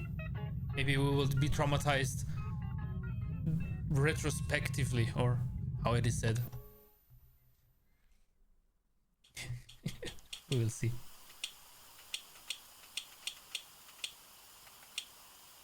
The other night I was in bed, and because I can't scroll on my phone without playing something in the background, I put on one of my favorite comfort shows, season 1 of SpongeBob. Season 1. After what Peak. felt like only a few minutes, I heard a familiar sound that gave me a mini heart attack. The end credits to SpongeBob. Why? In an instant, I was thrown back to when I was a kid, and I'd pop in that beautiful orange VHS tape, only to be left with an ominous, empty feeling anytime it would end. The feeling was so overwhelming that I'd often find myself physically getting up to run and turn it off, much like turning off the lights so the monster in the dark doesn't get you. Shortly after the next episode came on, I started scrolling on TikTok, as I was planning on doing anyways. And again. And like it came on, I started scrolling on TikTok as I was planning on. Oh, such nostalgia. If you check out your game files on the PS2, peak. I had this one, Gran Turismo 4 and Kingdom Hearts. I had so many ones for Kingdom Hearts. I think there were also some corrupted files that you could simply delete or something like that. I don't know. But I think this one you should never delete, I think. Because I think this is... Yeah, I don't know. Wow. This hit me with nostalgia so bad just now. Doing anyways, and like TikTok always does, it somehow read my mind, and it showed me a video that was about this exact experience. Who else was scared of the SpongeBob end credits? I'm sure to some people that might sound... Some guy was describing the empty feeling that he would get from the SpongeBob outro, and judging from the comments, I knew I was not alone on this feeling. Apparently it's a well-known thing. I wasn't scared of the credits, but I was scared of the SpongeBob walk cycle in the last episode. I don't know why I didn't find it that creepy, that walk cycle. Empty was the feeling, the thin guitar and disappointment of it ending after watching 4 or 5 episodes back to back means gotta go back to doing homework or something. Not scared, but it made me feel empty. For a lot of people to be deeply disturbed. They always made me feel deeply sad. I mean, of course I would be, as a child, saying, oh no, I want to watch another episode, but I don't know, that's all. It's basically just a, oh no, shrug. Okay, well, next. By the end credit sequence to SpongeBob. And today I wanted to touch on a few explanations and theories as to why that is, and how this end credit sequence has seemingly traumatized an entire generation. Because I know that a lot of us have that same memory of falling asleep on a couch only to wake up to some weird cartoon, ad roll, or bumper being played that has now been deeply ingrained in all of our heads. Or if you have watched a movie, maybe Disney movie or whatever, with a cassette, and then it keeps looping through the menu again, and you would wake up late in the night and there's just this thing. There is actually a YouTube video where you have this exact sensation, this thing where you just see a TV screen, and I think there are many videos for certain videos where you just see in the background just the menu from that thing, which is exactly replicating the thing when you would fall asleep during the movie and you wake up sometime later into the night with the music, the menu looping. For some, it was those creepy bumpers What that the Adult Swim fuck was is infamous this? for. For others, it's the obscure Nick shows that came on at night. And for me, it was the SpongeBob outro, as embarrassing as it is to admit that. I'd often fall asleep and wake up to the empty melody blasting on my TV. Suddenly, this numb feeling would overtake my body as if something was watching me. And I usually had to force my eyes closed to deal with the issue because there were times where I just wasn't brave enough to open my eyes and turn the TV off. I'd just let the entire ending theme play out until the deafening silence would hit. And then I'd feel even more alone than I already was. The first theory that I really like is the notion that our knee-jerk reaction to the end credits is actually a trauma response. Now, I don't claim to be a therapist, and I'm not giving real psychological advice here. I'm just theorizing with the tons of others online who have come to the same exact conclusion through random videos. Same things make us laugh, make us cry, Big Smoke. Some people find it scary because sometimes they fall asleep while watching it and forget to turn it off when they wake up to these weird noises and thinking something scared. And think something scared, but to me it's a masterpiece. There are two types of comments. Wow, this is distressing. Wow, this is calming. Rip Steven Hillenberg. Videos, forums, and Google searches. But the idea here is that the show was thought of as a safety net when we were kids. Like we got used to going to the show when our living situation got too rough, and the same way that our brain associated the cartoon with joy and happiness, it also associated the end credits with the end of that joy and happiness. Because we subconsciously knew that when this show would end, we'd have to go back to our normal life. For some, it may have been as bad as what's described in shorts like Opal, where you just have a truly chaotic living environment. So when that ending credit sequence would hit and that song would play, it just constantly left us with this empty, looming dreadfulness that filled the room whenever SpongeBob would come to an end. And this kind of made sense to me. It makes a lot of sense to me as somebody who has defended this show's meaningfulness in other videos like my Disturbing Music Iceberg. If you've watched that, you totally understand my stance on this show. I definitely found myself going to this show a lot as a kid whenever I felt that the stress of my environment was just too much. And I could totally see how on some level my little 8-year-old brain forged an association between the end credits playing and my fun time ending. But that's just one possible explanation for this. I did mention that we were going to be discussing a few theories that speculate on how exactly this end credit song manages to create such a strong presence. One thing we should consider when trying to figure out how this song can possibly be interpreted as unnerving is dissonance. Some people have theorized that it's the actual notes that are being played that causes something in people's brains to interpret the song through this creepy lens. I'm no music genius and I don't claim to be, but a lot of people have expressed how most of the notes in the song are played in a minor key and that the song bounces between the notes in such a way that don't really go well together, creating dissonance, which to our ears translates lack of harmony among musical notes. To that uneasy feeling that others have described when hearing the outro. I think to the untrained ear, it's easy to interpret this song. I think what may be part of this is how the notes that are being played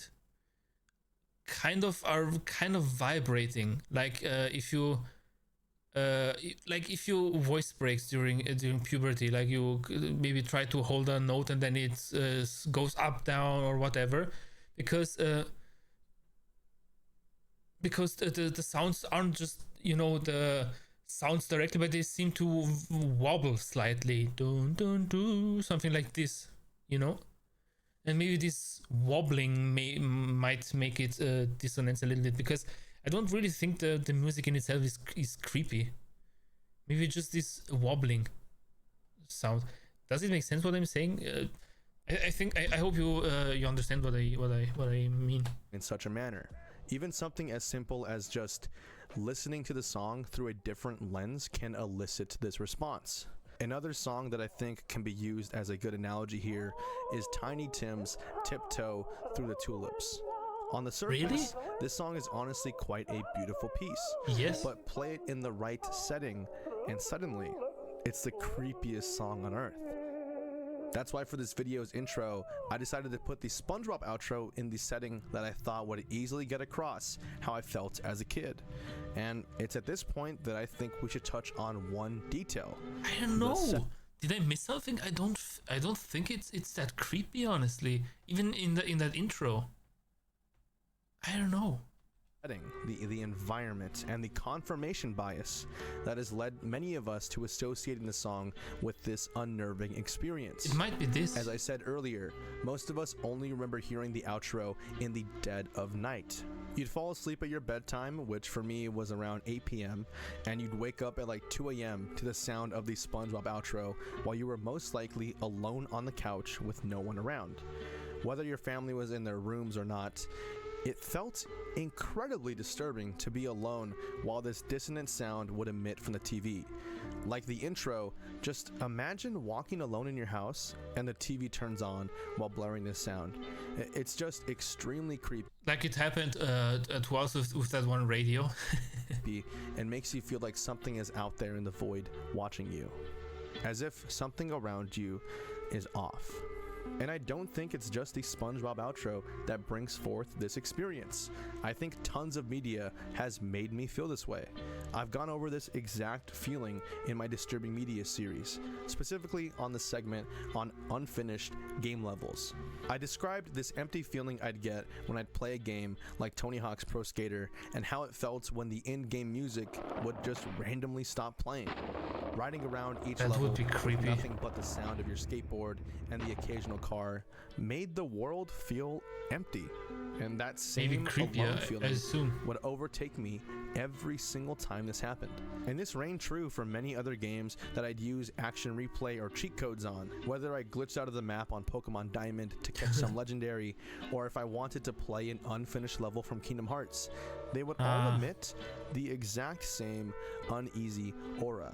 And what's crazy to me is there are some people in the world who just truly do not understand this sentiment at all. There's those who hear the SpongeBob outro and get incredibly nostalgic to the point of wanting to put the show back on, and describing the happiness and joy that they can remember feeling from watching it as a kid. And I'm sure that some of those people are watching this exact video trying to understand those who get disturbed by something as silly as the SpongeBob outro. I mean, it's not silly. I mean, I understand the standpoint. It's just I don't associate it with anything creepy. For example, I never had the thing with SpongeBob that I would. I mean, I never had the video on cassette or DVD to where it would keep looping or whatever. For me, I only watched SpongeBob during the day on a kids show channel, and afterwards there would be other cartoons. So for me, SpongeBob was almost never the last thing I would watch. So it's just okay, watch SpongeBob, I liked it, and now the next show starts. So I think it is mostly about this thing. Yes, if you would wake up during the night, I understand that it might be creepy, or yes, I mean I understand that part. It's not like I don't understand why people would find it creepy. It's just I personally don't have anything to associate it with something creepy that would give me this creepy feeling. But I understand if it sounds creepy to others. I understand it. Because if you when we watched that other video before with the intro, with the reverb in the closing mall, I 100% agree. Even though I personally don't feel creeped out by that, or like this, I can 100% understand that in the right conditions I would have thought about it being very creepy, or being creeped out by it. So I don't think at all it's silly that some people find it creepy. And for those select few that are watching this because of that, I think you're incredibly lucky. And I personally probably just think it's crazy, because when I hear this outro, I often get thrown back to all of the chaos that made up my childhood. Obviously, it's not always bad. I do love the show, and it is kind of nice here and there to get reminded of SpongeBob, especially with how big it is in meme culture.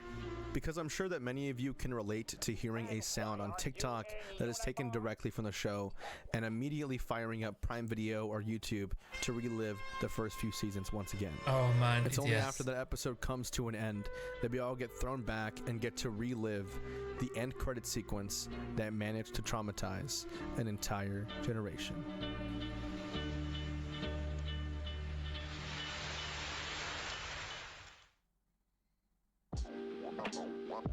Now, if you made it here and you made it to the end of today's video, thank you for watching all the way through. A lot of people just kind of skip over the outro. I do have a lot of updates and stuff whenever I do these kinds of outros.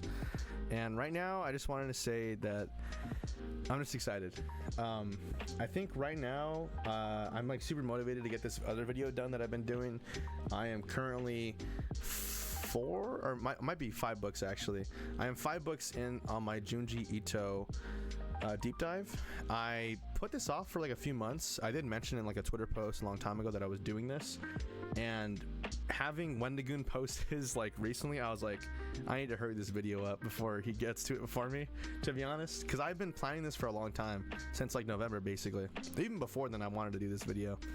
But yeah, I'm about like 5 books in right now. I read literally 2 of them like today, so this is like the 3rd one that I was gonna read today, and I am just grinding right now, just trying to get that done because I have so much to say about Junji Ito. I've read a lot of his other Japanese stuff, and obviously I had it translated. I don't speak Japanese or read Japanese, in case anyone's wondering that. But yeah, I love the guy's work and I'm excited to get that done. But as far as these kinds of videos go, I'm rewatching It's Such a Beautiful Day. The reason that video hasn't come out, in all honesty, is just because I just kind of reevaluated my opinion on it, and I feel like the original video that I had just did not really fit what I wanted to say about it. So I'm only gonna put out stuff that I really believe in. So I'm gonna redo that and then have it come out when it comes out. I like these videos coming out when I want, when I think that they are good enough to be this video, the end credits that traumatize a generation from Your Everyday Theorist, and also put that one into the chat if you want to watch. All right, this is the stream for today. Tomorrow I will definitely stream tomorrow. This game we will continue with Hail to the Rainbow. Really curious about that game, how it will continue.